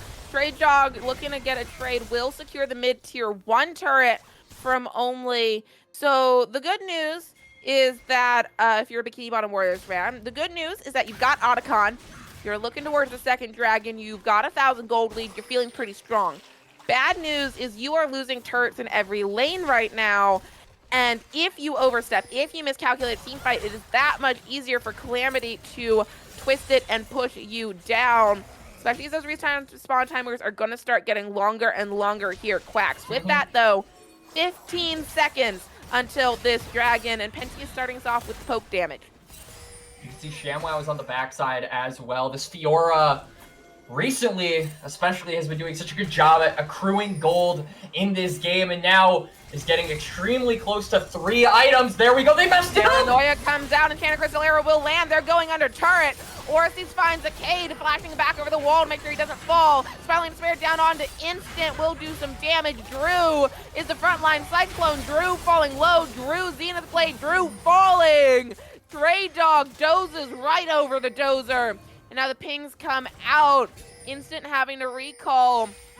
This might just be the Calamity Esports Dragon. Cam, wow, the only person there in support, and Trey Dog still hunting for Instant. Look at the bot lane, look at the bot lane. ShamWow and Orsies, 2 against the world, but they got ShamWow comes down. Loney finds it, Orsies falls. The teleport from Only too little, too late. And Calamity finds Soul Point. And Calamity managed to win the fight. It was looking a little bit ugly. Cade went down in the mid lane, but this is why that Orianna Nocturne combo is so volatile. You use 2 ultimates and they weren't able to connect the combination in time. So it was a lot of difficulty actually getting onto Cade. You sacrificed much of Orisi's health bar. Bikini Bottom Warriors, they might have gotten the kill, but they were limping as a result, and the rest of Calamity were standing strong, and they knocked down BBW. And now at 24 minutes in, first Baron spawning in 40 seconds. Gold lead 1,000 over to Calamity. And here's where those turrets being down, starting to help. Every wave pushing out. Every lane having prio as we look towards that Baron spawning. And we saw how much damage a Baron can do. We'll see if this next Baron does the same. Yeah, absolutely. The siege for Calamity is a little bit better in this game than it was in game number 1. First game, they were extremely reliant on those Baron-empowered minions, I think, to actually get the job done in knocking down that base and making sure that they could get through the wave clear of BBW. In this game, BBW don't necessarily have as good of wave clear, and Calamity have a little bit more siege power. They've got the range from Lonnie, the range from Cade, as well as just the resolve and the tankiness from Trey Dog and Halls in order to actually use those spells on turrets. So it's not necessarily about getting Baron as much as it was in game 1, but still, they've got control of that topside river. They're going to look for a pick, and if they can get a pick, it's right onto that objective. ShamWow does have teleport, Trey Dog does not. So let's keep that in mind when we're looking towards the bot line. The lights go out. They're searching for Loney or Halls on the top side, and they won't find anybody. So the lights go out, the lights come on, everybody's like, it was a power flick. Damn wow. For Trey Dog on the bot side of the map. Yup. Average day in Chicago. Lights on, lights off, lights on. Venus Blade in. Some of us live in places, Quacks, where we don't have power problems. I don't live in Chicago, but I've been to Chicago before, and that happened twice. Don't tell Gordo I said that, though. He's the only person I know that actually lives in Chicago, so it's okay. He might laugh, he might make fun of me. Yeah, Gordo's on the other stream. Yep, let's keep it that way, ladies and gentlemen. This is a secret between us. But anyway, this is a match still between BBW and Calamity, and you know, Calamity, honestly, I feel like the onus right now is just to stall. Right? Like, obviously, you're on Soul Point. You've got some scaling coming up from Aegis. He's getting extremely close to 3 items on this Jhin. Once you get those breakpoints on your less fed members like Lonnie and Aegis, I feel like your comp is going to be really difficult to deal with as BBW because you will essentially be having to fight against 4 threats that are all at maximum power. And, again, we're seeing the problem for BBW where all their engage is on one target. Speaking of, Trey Dog does have the maximum dosage, will pop it, flashing away as well. Solar Flare comes down, Trey Dog under turret, Trey Dog falling. Shamwell able to go out, the lights come out, and Shannon Crystal Arrow. Deja Vu as Orsies goes under turret, only this time he will fall as he finds the Cade. Instant pressing forward, Pentius going golden, Halls on the flash. Instant caught in the middle of everything, will fall. And then as the Smiling Spare comes out, only falls as well. It's a double for Halls. They lose the bot tier 2. But with 3 for 2 and a jungler down, it's looking all right for Calamity. It's just Tower Dive Central here at the BBW HQ. The Pineapple is looking to dive and dip here under the turrets today, and ShamWow wants to keep going. Loney goes golden. Is that enough? ShamWow. Lonnie, does he have the range? He has the range. Does he have the damage? Halls is coming. Maybe not, but it doesn't matter because there's Halls. ShamWow, dodge, duck, ShamWow! You might be able to dodge a wrench, but you can't dodge Halls. Halls comes in and secures the kill. 10, 2, and 3 now on this Wukong. There was a bit of a worrying time period where we were, you know, a bit on edge about if this Wukong could continue to get the gold necessary to be the big solo carry of this game. But recently, he has been showing up in that mid play and then just shutting down ShamWow. And now, because that Fiora is dead, it's right onto the Baron for Calamity. Orsies does have the paranoia, does have the spite. The curtains are going to open. Orsies takes 1.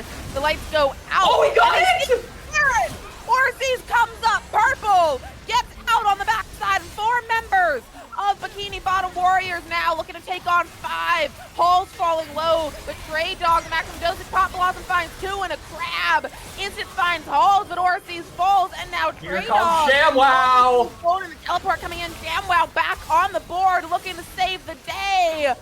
So much damage from Instant. There's the quick arrows. Only finds a kill. ShamWow finds another.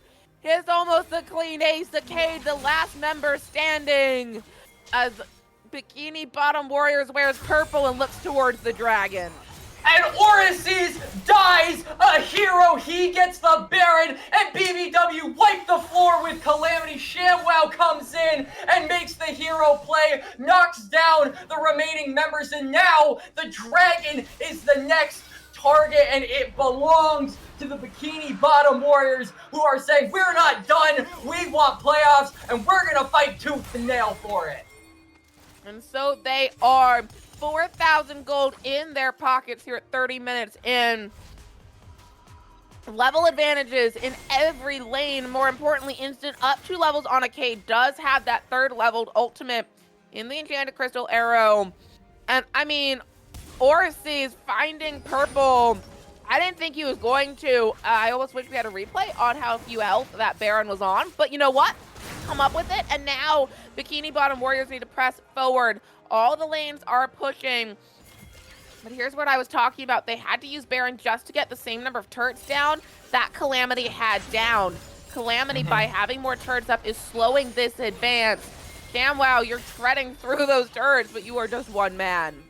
I mean, ShamWow is so unbelievably strong at this point. He's level 18, has the Hull Breaker, has the Ravenous Hydra. No one on the map is even close to as strong as this Fiora. So now BBW have a chance to fight with ShamWow, not with his team. They've got to try and take it, but it's so hard to close the gap. And ShamWow fighting and taking a turret at the same time. Loney goes golden. 4 members collapse onto ShamWow. Lights come out. ShamWow finds Loney. ShamWow finds a turret. And Orsi stays alive in the middle. Solar Flare comes down. The damage. Stray Dog popping the mask. He's not dying! Up. Drew under turret. The curtains will open. Shot 2, 3, 4, and no kills. Only falling to half health. Drew as well. Drew. So now they're on the walk. Drew, Halls, they're looking for the angle. Pentius has the movement speed, looking for it. Stray Dog as well. The Baron on the run. The Deathly Flourish does not find a route, and that will be enough to pull Calamity back towards their base.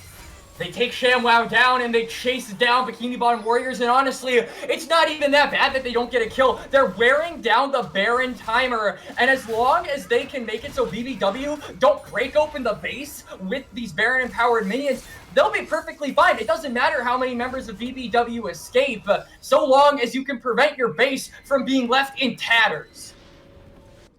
So far, they have done that, even with the Baron pressing into them. 3 inhibitors still standing. 3 inhibitor turrets still standing. And Quacks, as I'm sure you remember from some of your solo queue games, all you really need is a Nexus. As long as the Nexus is up, you can win.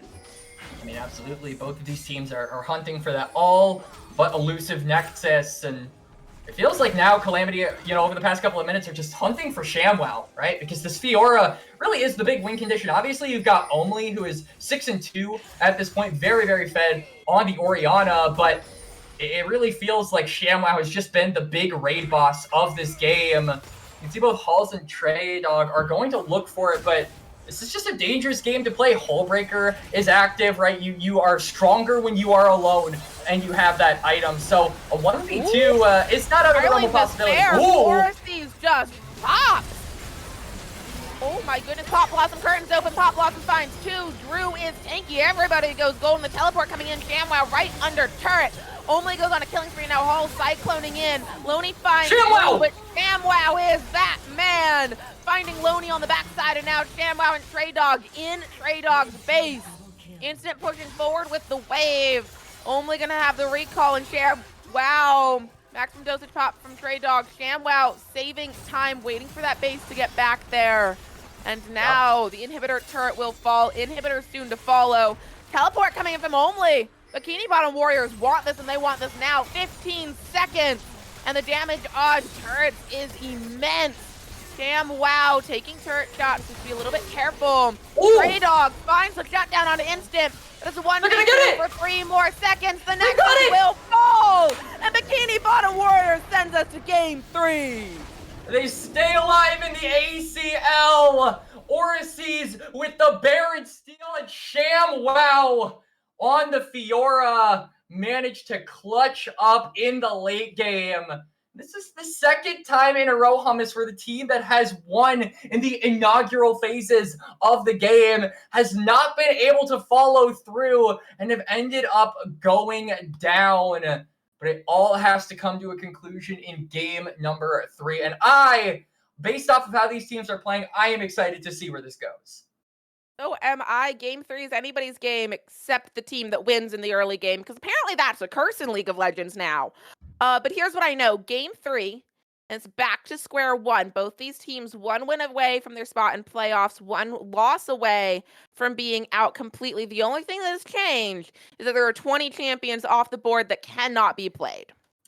Yeah, absolutely. So the margins for error get slimmer and the champion pools go along with that. So we are going to take a small little break while we wait for the all-exciting game number 3, the finale of the last regular week here in the ACL. We'll be right back.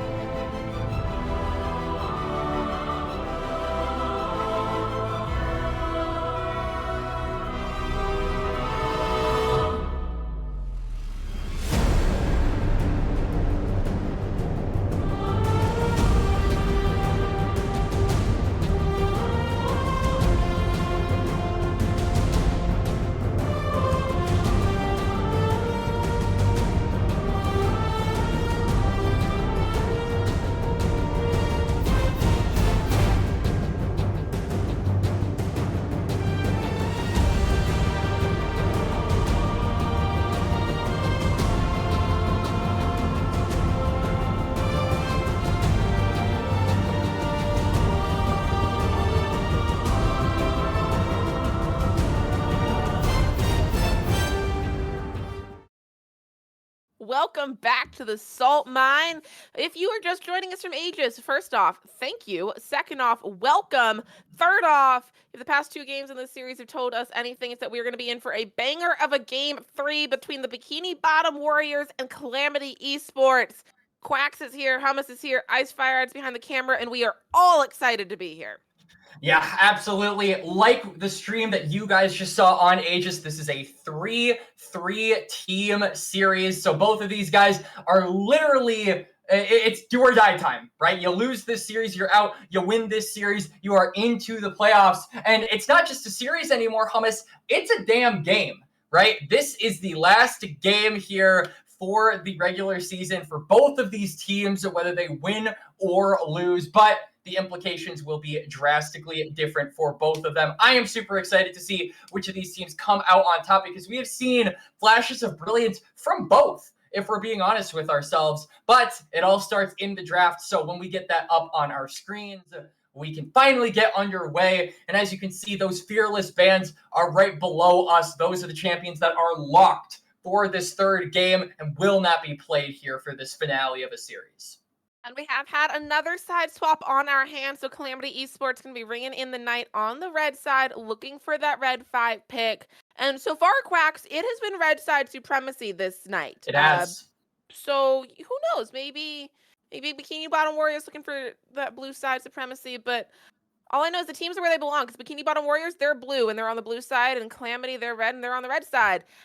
Yeah. On the table for the bands, 3 so far. It's Fearless. We're going to see pretty much the same bands come through across the board. The Silas, we're going to have a LeBlanc band out, and I'm completely blanking on the 6th.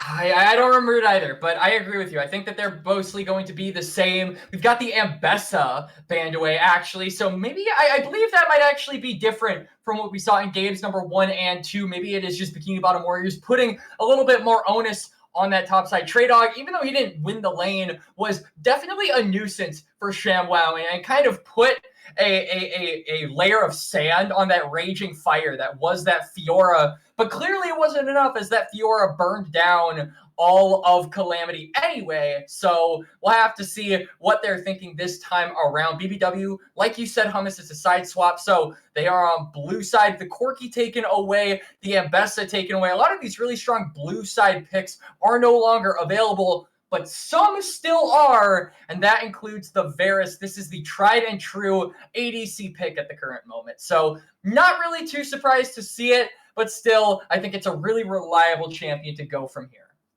And I think the fact that Varus made it all the way through to game 3 says something. We've got a whole wide host of very good ADCs still open. However, Calamity opting to focus towards Lonnie, gonna be the Ahri picked up first. A little bit less on the damage potential than the Hui or the Orianna in those looks. But the charm gonna be impactful in those team fights if Lonnie can land it. Or I should say, when Lonnie lands it. Yeah, and also Ahri is really good if you can get a jungler that has a secure amount of lockdown here. But Calamity maybe don't want to look for a jungler, instead want to look for an AD carry. But they're actually just going to say, screw it. Let's go for the Vi. Now, we are on the new patch, so Vi did receive a slight little bit of a nerf, particularly to her Q, where now it does less damage when you just tap it, but it does more damage when you hold it down and actually get a full charge of that Vault Breaker. And so that CC, though, paired up with the Ahri, is a secure amount of lockdown for anyone to follow up on, and is definitely going to be the bread and butter that I think Calamity run off of going into this game 3, just trying to constantly look for this Varus. On the flip side, going to be the Gwen picked up by Bikini Bottom Warriors. Quacks, you and I have talked a lot about Gwen, about how she got nerfed, how she's fallen priority. She's gotten nerfed, but it's not like she's gotten nerfed into the ground. This is still a good champion. And then also the Galio. We have seen a thread of these global type champions, the Pantheon band away. It was a Talia. It was a Nocturne. Now it's the Galio. And Bikini Bottom Warriors, they are coming out swinging in this draft of game number 3. They absolutely are. It's double AP solo laners combined with the Varus. So you're just looking at a lot of upfront damage. A lot of CC is generated by Galio as well. And with the safety of the Hallowed Mist, that means that it's a super secure target for Omni to actually go in with. So I think that 1-2 punch from BBW is really, really good. But in that game number 2, Hummus, you had a little bit of a tangent on why you hate Jhin. You said that hyper carries take over in the bot lane. So you got to be happy that the Jinx was the pick here for Calamity, surely. I mean, it is the pinnacle of hyper carry ADCs. We've seen Jinx's in-games turn fights because the second she gets excited, she just starts ripping through the enemy team. We'll be going into the Varus. I will expect to see a cleanse coming out of Aegis, but I mean, Aegis, the Corki was solid. The Corki was a key part of that game 1 win. The Jhin, it wasn't bad. It fell short, as Jhins often do, in the ability to get the damage down in a timely fashion. And I have full hope in Jinx piloting this Aegis. I can't wait to see what they pair with it in the support. And I just love game 3s, Quacks. I love full series, and I love games. I love League.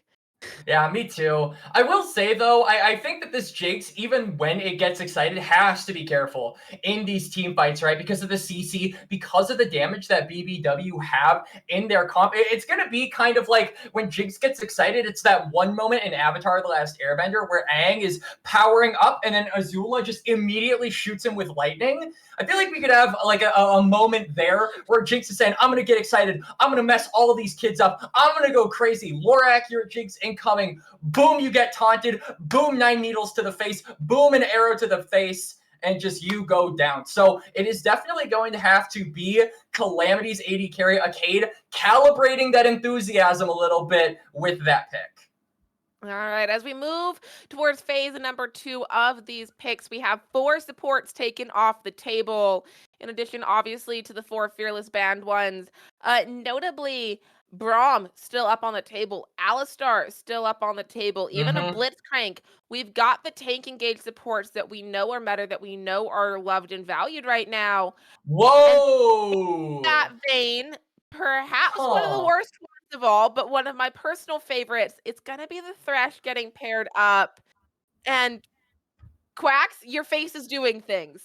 I am really not sure about this one. This is a very volatile bot lane combo. That much I can say.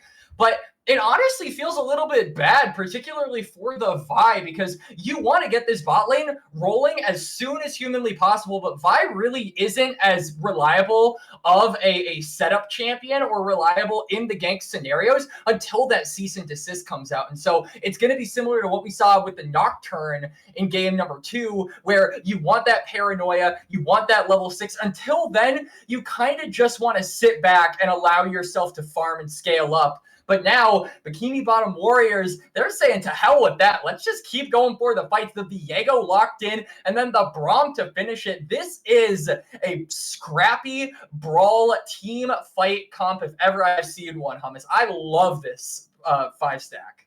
You know, in game 2, we were talking about game 2 kind of boiling down to which team could assassinate the back line first. In this game, it's going to be who can get the resets off first. If Jinx can Absolutely. get the resets with the get excited, Calamity all the way, especially as they lock in set as that front line in the top side. On the flip side, if Oracles on the Viego can get those resets off in Viego, I mean, what are you going to do when the freaking guy just like turns invincible and becomes another champion, especially if he becomes a Jinx and then pulls the get excited, and it's just a disaster.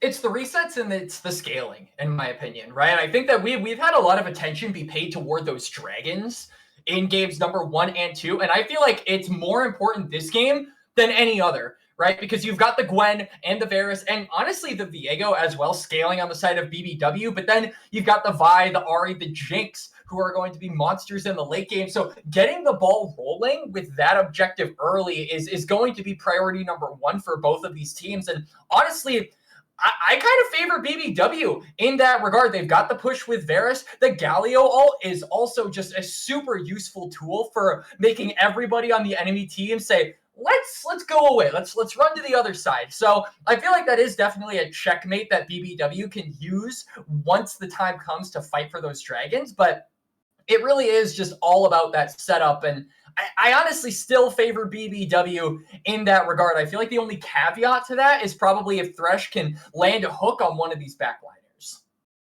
Well, looking at Trey Dog's set because Quacks, we saw Trey Dog on the Gragas, we've seen him on the Mundo, and this guy draws attention. The only difference is that now he's drawing attention on a champion that can actually like realistically win the 1v3 or the 1v4. And that's something to keep an eye on. Is I know we talk about top lane islands a lot and how top laners, it kind of feels like they get boiled down to just being a tank a little bit. Like they're just there to soak up damage in the front line. That is not what set is. However, we have a whole bunch of questions about how this game is going to go. Historically, whoever wins the early game is going to lose the late game. We'll segue to that. But for the final time tonight, we are on the Rift. And for one of these teams, it will be the final time this season they load onto the Rift. So drop your predictions in chat. Give us a little BBW or a little clam. And Quacks, we're on the Rift. Yeah, and I could not be more excited. Both of these teams extremely scrappy, and I think it really is just a question of what does Orsees want to do this game, because you've got setup in basically all of your lanes except for top lane, but we're expecting Trey Dog to get shoved, so you could realistically look for a play in top lane if you wanted to, as Lonnie, who may be in a little bit of trouble. Apparently the slow from Drew is coming out. The stun will land. And they get the damage down under tower. And that's a Loney that now has to reset, has to recall, and is going to be a little bit behind those waves crashing on the mid lane.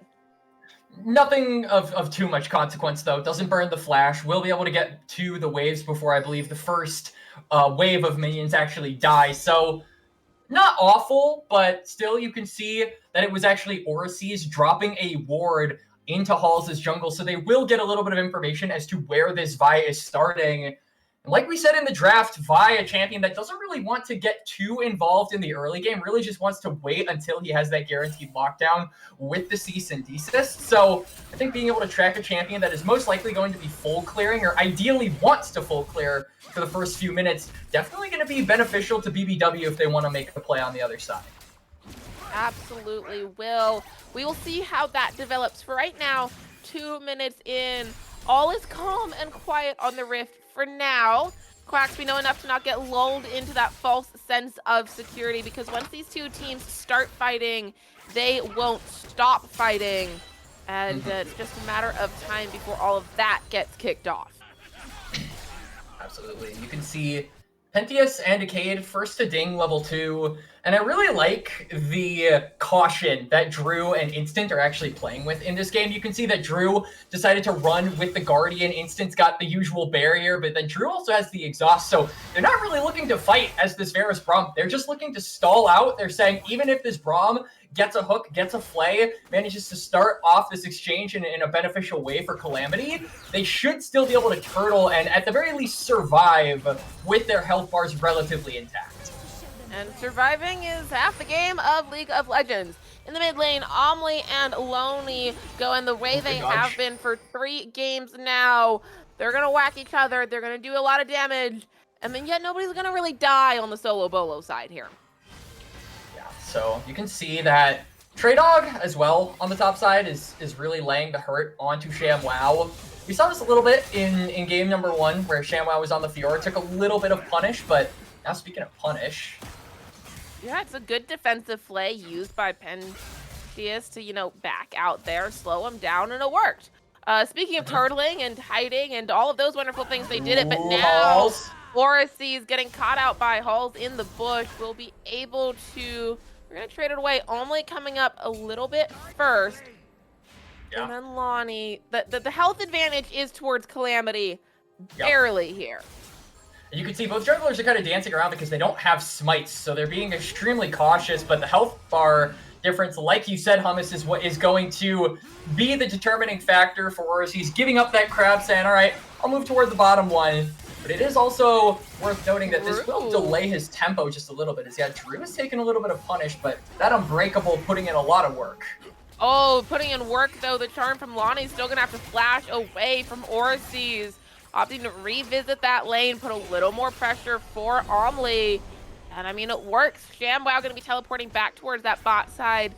Notably, as we get towards these later game team fights, Trey Dog does not have teleport. Will have to walk to every fight he wishes to be in. Yeah, You can see Halls just a little bit too late to secure the second crab. Orsi's, though, not able to get the reset off. His tier 2 camps have respawned, so he's going to stay on, and that means that Halls, if there is ever an exchange between the junglers, item advantage will go the way of Vi, but as it stands, there aren't a lot of opportunities for Halls to take. They get shoved in the bot lane, the mid laners are both perfectly healthy, and Omli also has the flash, so there's no real opening for Vi, and that's perfectly fine. Like we said, wants to get the cease and desist before really committing to any big plays. Yeah, and I mean, we know how patient Halls can be. Not every game needs to be a 5-0 start like that Wukong game was last game. Lonnie getting those charms to it, getting those electrocute procs to go off. It's small, but it's steady, and it's there. At 5 minutes, first dragon has spawned onto the rift. It will be the Chemtech dragon to start us off here in game number 3. And you talked, Quacks, about how important those dragons have been to both these teams. Both games, we have had a team get soul. Did we? I think we did. I think we did, yes. We did. We did. Okay. Yeah, we did. If I say it authoritatively, even if I'm wrong, nobody's going to question it. So I'm going to say we did. Pentius here in the mid lane. The charm does land, as does the death sentence. Doesn't spell death for Omli the Flay. Drew Dozer there in support. Will let Omli get out to safety, but good trading from Pentius. Yeah, it forces a recall off of Omli, who doesn't have the teleport, so this Galio likely going to miss at least a wave of minions as Halls, maybe in a little bit of trouble. Just a little bit. The pings are coming down, but one of those pings that came down was the be careful ping. The, hey, watch out, don't keep going there. I mean, you know it's a good team when they actually listen to that ping. Halls over the wall looking for Orsi. Orsi's got it. Comes out, Loney, but in comes the hero's entrance. Halls flashing, Only flashing as well. The 3-man reset. Flood to Orsi's. Will imbibe it. ShamWow with the needles. Loney finds Omli. Orsi still following Loney. Be careful. Charm goes wide. Double kill to Loney. ShamWow's needles not enough. Drew flashing away. Will it be enough? Yes. Yes. No. Drew Dozer will drive himself to safety. Yeah, Drew Dozer managing to get out, but it's a double over to Lonnie. You know, we talk about the Jinx resets, we talk about the Viego resets, but we forgot about the RA resets, Hummus, and that is what ends up making the difference. It's also the fact that Orsi's wasn't level 6 yet. He didn't have the Heartbreaker, so the moment he steals the soul of Halls on that buy, he can't get out of it. He can't reset. Otherwise, that might have been a double kill, as Traydog was also super low on that exchange with the set. So it's a 1-for-2 trade in favor of Calamity. And both of those going over to Lonnie. This Ahri going to be able to buy a lost chapter. Now the big thing for Calamity is just getting this Ahri across the map, making sure that this Ahri can join up in as many fights as possible. It sure is, and I do want everybody to be careful because we know the curse of the early game in this series. Yes, it's a 2-0 Lonnie. We'll see where it ends up. I, for one, am hopeful that proper early game play will translate. What we do have translating right now is Orsi is going to be able to secure first dragon on the bot side of the map. Grubs spawning in on the top side of the map now as ShamWow drops some vision there. So for right now, this is the least bloody game we've had so far, Quacks. By now, Feats of Warfare should have been claimed. They haven't, but we are starting the dragon stacking. Absolutely, and we're going to be starting the Herald stacking as well. You can see Calamity are moving their pieces up toward the top side.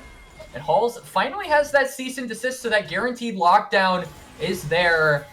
And highlighting it a lot because it's an extremely important tool for getting those resets, which are almost certainly going to be the big thing that determine how the fights go. And speaking of fights, we got one on the top side for the Grubs. Orsi's does have the Heartbreaker now. Going to be able to push Calamity Esports off those Grubs. They find one, and we're 1-for-1. But the thing is that Orsi's going to be able to clean up that second Grub.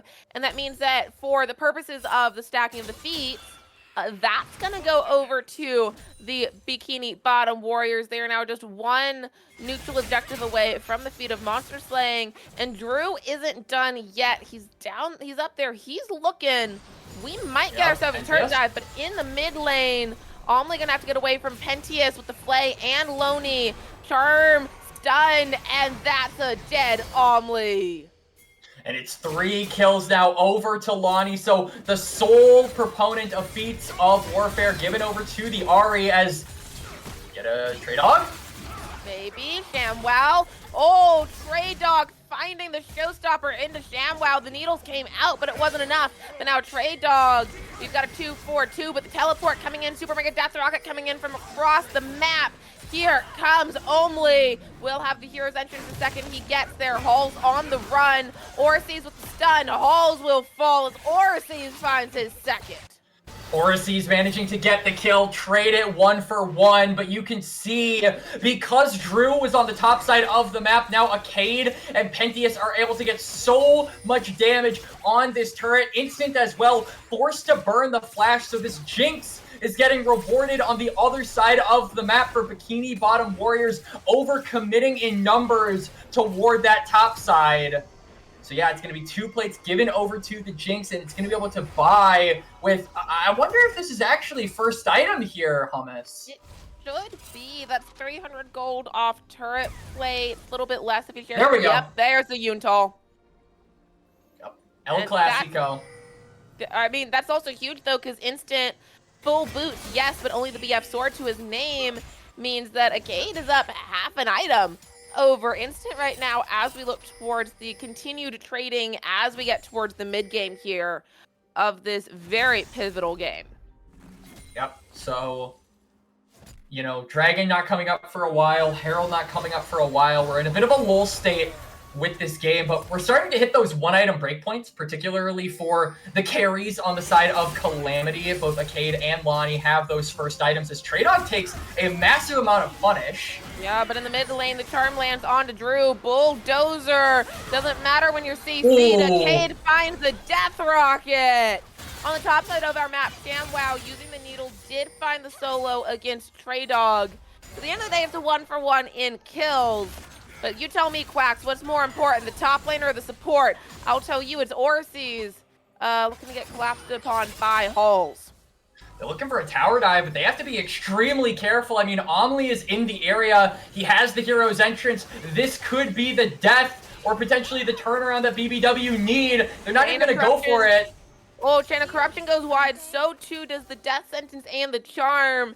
And Quacks, that was 3 go buttons pressed, and none of them landed. Everybody's like, okay, clearly it was not meant to be. Clearly we're not going to go. I mean, Omli had his ult. The Galio was ready to respond. I think Calamity made a wise choice not committing for that dive, because now, you know, you've got the Dragon coming up in about a minute here. You still got the cease and desist. You still got the Spirit Rush. The ultimates are there for Calamity in order to actually fight this.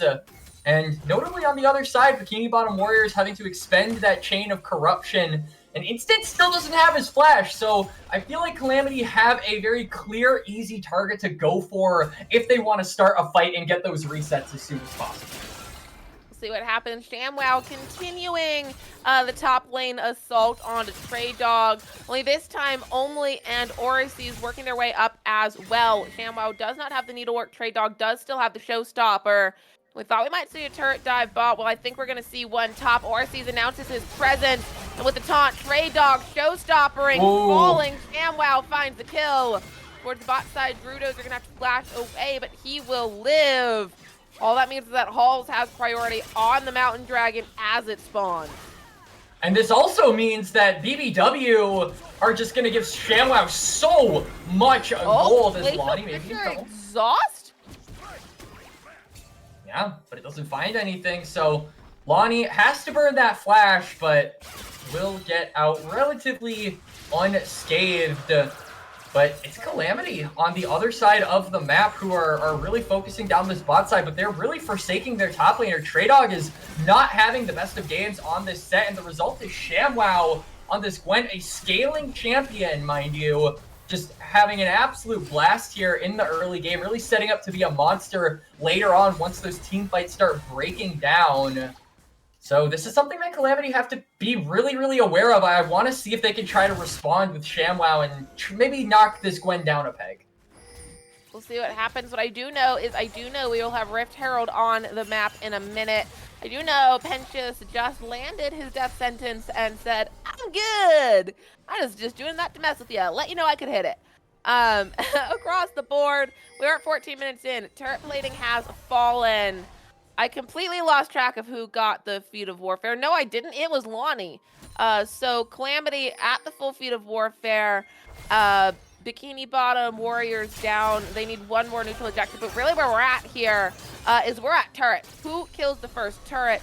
That'll set the pace for the game. And right now, it's a Cade with a full wave who will claim the bot tier 1 turret and the full feats of strength for Calamity. Yeah, it's pretty big for Calamity. They're going to manage to break that one down. And now they can maneuver their bot lane around the map a little bit more freely. Wondering if maybe they're going to try and put a Cade in the top lane as Traydog actually avoids the gank.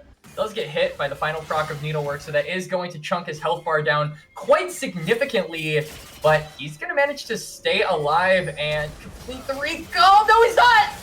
Oh, the showstopper, Traydog trying. Orsi's falling.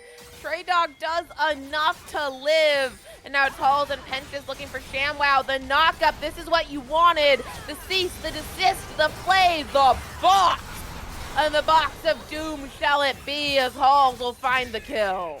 They commit 3, but look at a Cade. He might be in a bit of trouble in the mid lane. You can see Drew is wrapping around. The choppers come out. Drew taking turret shot. Cade flashing away from the Glacial Fissure. That's all that it will be. But now Halls here has Penchus. They've got a couple summoners. And they've got the pings coming down towards that Rift Herald on the top side of the map. That's an absolutely huge kill. I mean, they get the pick onto ShamWow. They give it over to Halls, so it's a first for this buy. And honestly, yeah, you said it, Hummus. That is exactly what I wanted to see. They have finally, you know, brought down this Gwen a little bit. They've stopped the scaling just a little bit. That's what they needed to do. But now it's up to BBW to get it right back up. And here's their chance. All right, here's Entrance comes in, gets started off. The Needlework is out. ShamWow putting in the work on the backside. Instant will finish off the kill onto a Cade, and then they find Penchus as well. Halls flashing, Halls barely alive. And 5 members of Bikini Bottom looking for it. Now Halls got the Rift Herald, and more importantly, Quacks, picked up the eyeball. Yeah, yep. So he got the eyeball. They have the Herald active, which is good for taking turrets, but the next turret that will be taken is almost certainly going to be instant in the mid lane. You can see he's just pushing down that wave. Traydog is actually here to respond, so they may not actually get that, which would be a bit of a bummer for BBW. I mean, they got 2 picks. They had all 5 members on the map, and they aren't able to translate those kills into an actual lead as... Oh, hang on. Balls? For it. Orsi's just finds the kill. The Heartbreaker and the reset charm landing onto Lonnie, and the taunt Lonnie just explodes. Double kill for Orsi's. And yep. I mean, this is a tier 2, and I'm getting deja vu from game number 2 here, where it's just kind of a march down towards these turrets and all the map pressure that gets you. And no one is really recalling to deal with that wave, and they don't really have the ability to do so. I mean, there's a dragon coming up in about 45 seconds that you way more badly want to get. Hold on. Yeah, ShamWow does have the Needlework, going to be able to flash away. Traydog waiting in a bush, knows Penchus is there. It was an Ignite, it was a Showstopper. Super Mega Death Rocket goes wide. ShamWow dodging, but not enough as Traydog's fist connects. So, Calamity Esports coming out with a numbers advantage ahead of this fight. Traydog at about half HP, so could be maybe an easy pick for the side of BBW as the Glacial Fissure actually goes toward Pentheus, but he just blast cones over, so that's an ult now down for the side of BBW going into this dragon fight. And I was about to tell you, Quacks, looking at these teams, look at this series, there was no such thing as an easy pick or an easy anything. The flame will land. Drew Dozer says, stand behind me. And now the fight is all out. Lonnie on the flank. Omli in the middle of everything. Lands taunt. Gets knocked up, will fall to Traydog. The box comes out. The haymaker is huge. Holes finds Orsi's instant. Caught in the middle of everything. The charm onto Drew. Will they complete it? Yes, they will. Drew Dozer falls. And ShamWow, the last member of the Bikini Bottom Warriors, standing as Halls finds the dragon. And Calamity Esports get a 4-for-0. They're going to get the dragon. Like you said, Hummus, it was the numbers advantage that they needed, and it was the numbers advantage that they had.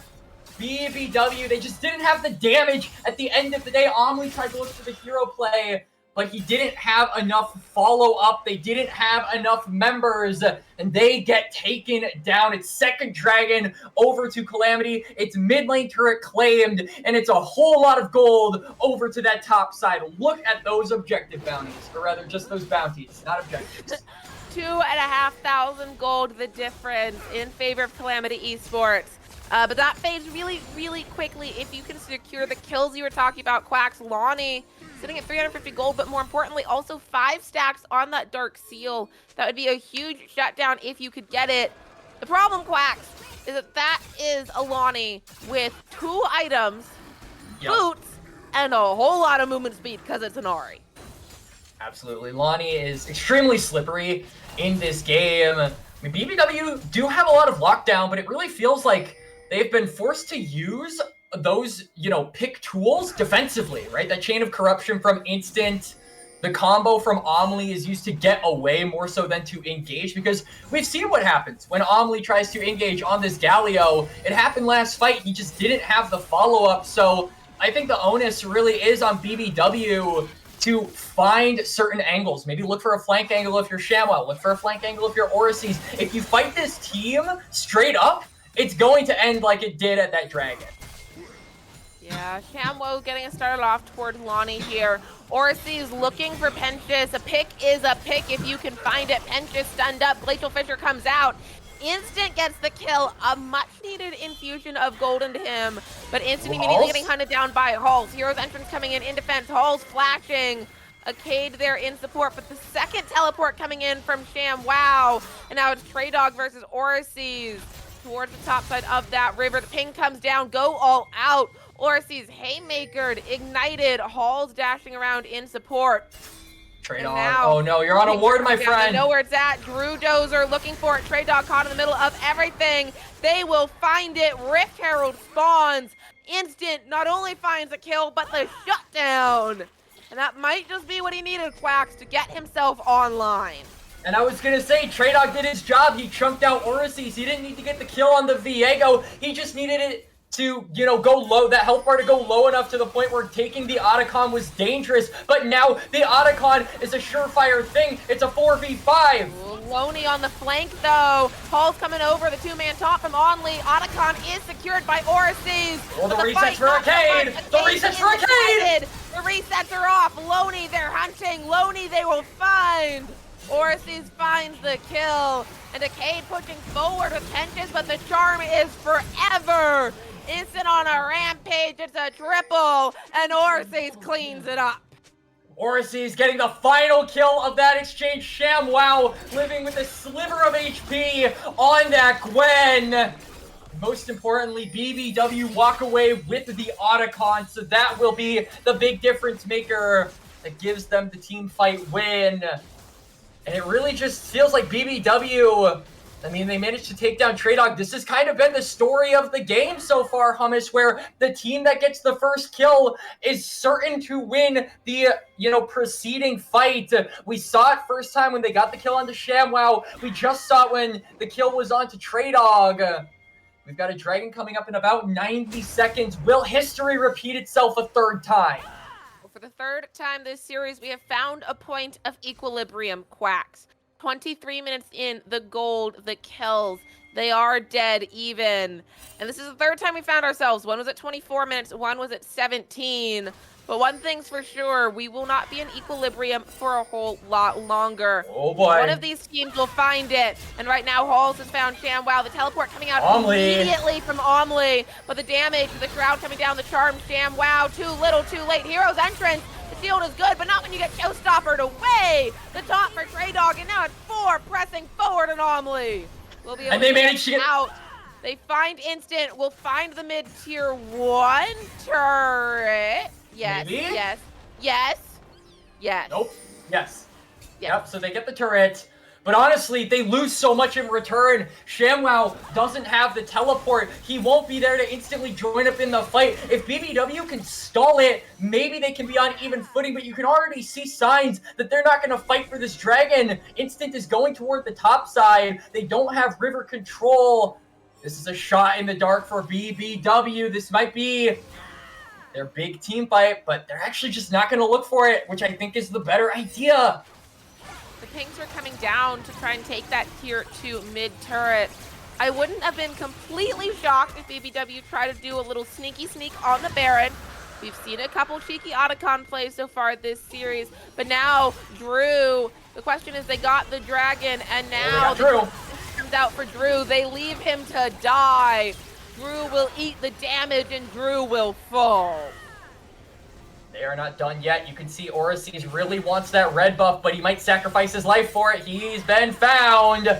Looking for it running. Orises heartbreakering away. Hall's on the run. Lonnie over the wall. Can he find it? The charm? Yes, he can. Lonnie is that guy. Super Mega Death Rocket to help cinch the deal, and Orises falls. And for Calamity, all they want is Baron. And Calamity managed to find the pick. They will transition it immediately into the Baron. No smite available for BBW means they have no chance of getting this steal. And Calamity are coming up clutch here in the late game, Hummus. And at the end of the day, Quacks, you and I talked about how much this series meant. What we didn't talk about was the mental. A good chunk of this game is going to be who stays calm under pressure, who can keep executing even when that one foot is dangling off the cliff. And for right now, it's Lonnie. I don't think I've seen a charm go wide from Lonnie in the past 26 minutes. He's been on point with his pick tools, and he's been on point just escaping as well. He's been a huge nuisance for BBW. His Halls, you've got to be extremely careful, my friend. He drops down. He's still going to pick. Hall's going to be able to get away. That's an ultimate used. Yeah, that was extremely dangerous. He got hit by the Chains of Corruption, but the Lantern manages to save him at the last second. He almost certainly would have gone down there if it hadn't been for Pentius. The Baron's still active, and this means that Calamity can start putting some pressure onto the side lanes. You can see that Trey Dog is doing just that, and maybe Calamity are going to look to overload the sides. There are 3 down here. ShamWow has the hero's entrance in support, but it doesn't much matter. The Showstopper finds ShamWow again, and it's Omni under turret. Druidos are here in support. They're tanky, but they're not tanky enough. The turret will fall, and now Arcade is excited. Oh, charm! Again, he does it again! They're pressing forward. The death sentence lands onto instant, and in an instant, he is gone. Arcade finds the kill, and now there's 5 members. Down falls the turret. The inhibitor next to follow. And Calamity Esports is 3 structures away from a spot in ACL playoffs. I mean, can they end it? They've still got around 15 seconds until ShamWow comes up. They've got a relatively healthy and large wave. They're going to look for a turret. They're going to look for one. Here they go. The 3-man taunt. The turret putting in work. The turret falls. Stray Dog's Haymaker will seal it as Loney comes up again. Calamity Esports is going to playoffs. Welcome to the playoffs. Calamity Esports 2-1 over BBW. When it matters most, they show up. And Lonnie, on the Ari, you were singing the praises of this guy, Hummus, during the cast, but I gotta echo them. This man, this guy's Steph Curry with the charms. He did not miss. This guy hit bullseye after bullseye after bullseye. He's crazy with it. What can I say? He is, and I questioned a little bit the damage profile of the Ari. It doesn't do as much damage as the Hui or the Orianna. But Quacks, when you land that many charms and pull them back into your team, I don't think the damage profile really matters in the slightest. I mean, the pick tools were just immaculate from the side of Calamity Esports in that game. The Thresh was landing a bunch of death sentences. We had our doubts about that pick as well. And I think that Pentius in particular really surprised on his Thresh. So major props to Calamity into that game. But unfortunately for every winner, Hummus, there is a loser. And sadly, Bikini Bottom Warriors, when it came down to it, were not able to secure playoffs. They came extremely close, but just weren't able to clutch it up. So it is a huge, I would say, disappointment for them. But still, they played their hearts out, and I am extremely impressed with how they looked, particularly in that second and third game. So That, however, is going to be it for us here on the broadcast. Thank you so much for watching. Thank you so much to those who came from Aegis, those who stuck around for the whole thing. Thank you, Hummus, for joining me as a sub yet again. Thank you to Ice Fire Ride from behind the glass. We will see you all back here on Friday as we get towards those first weeks of the playoffs. Have a great night.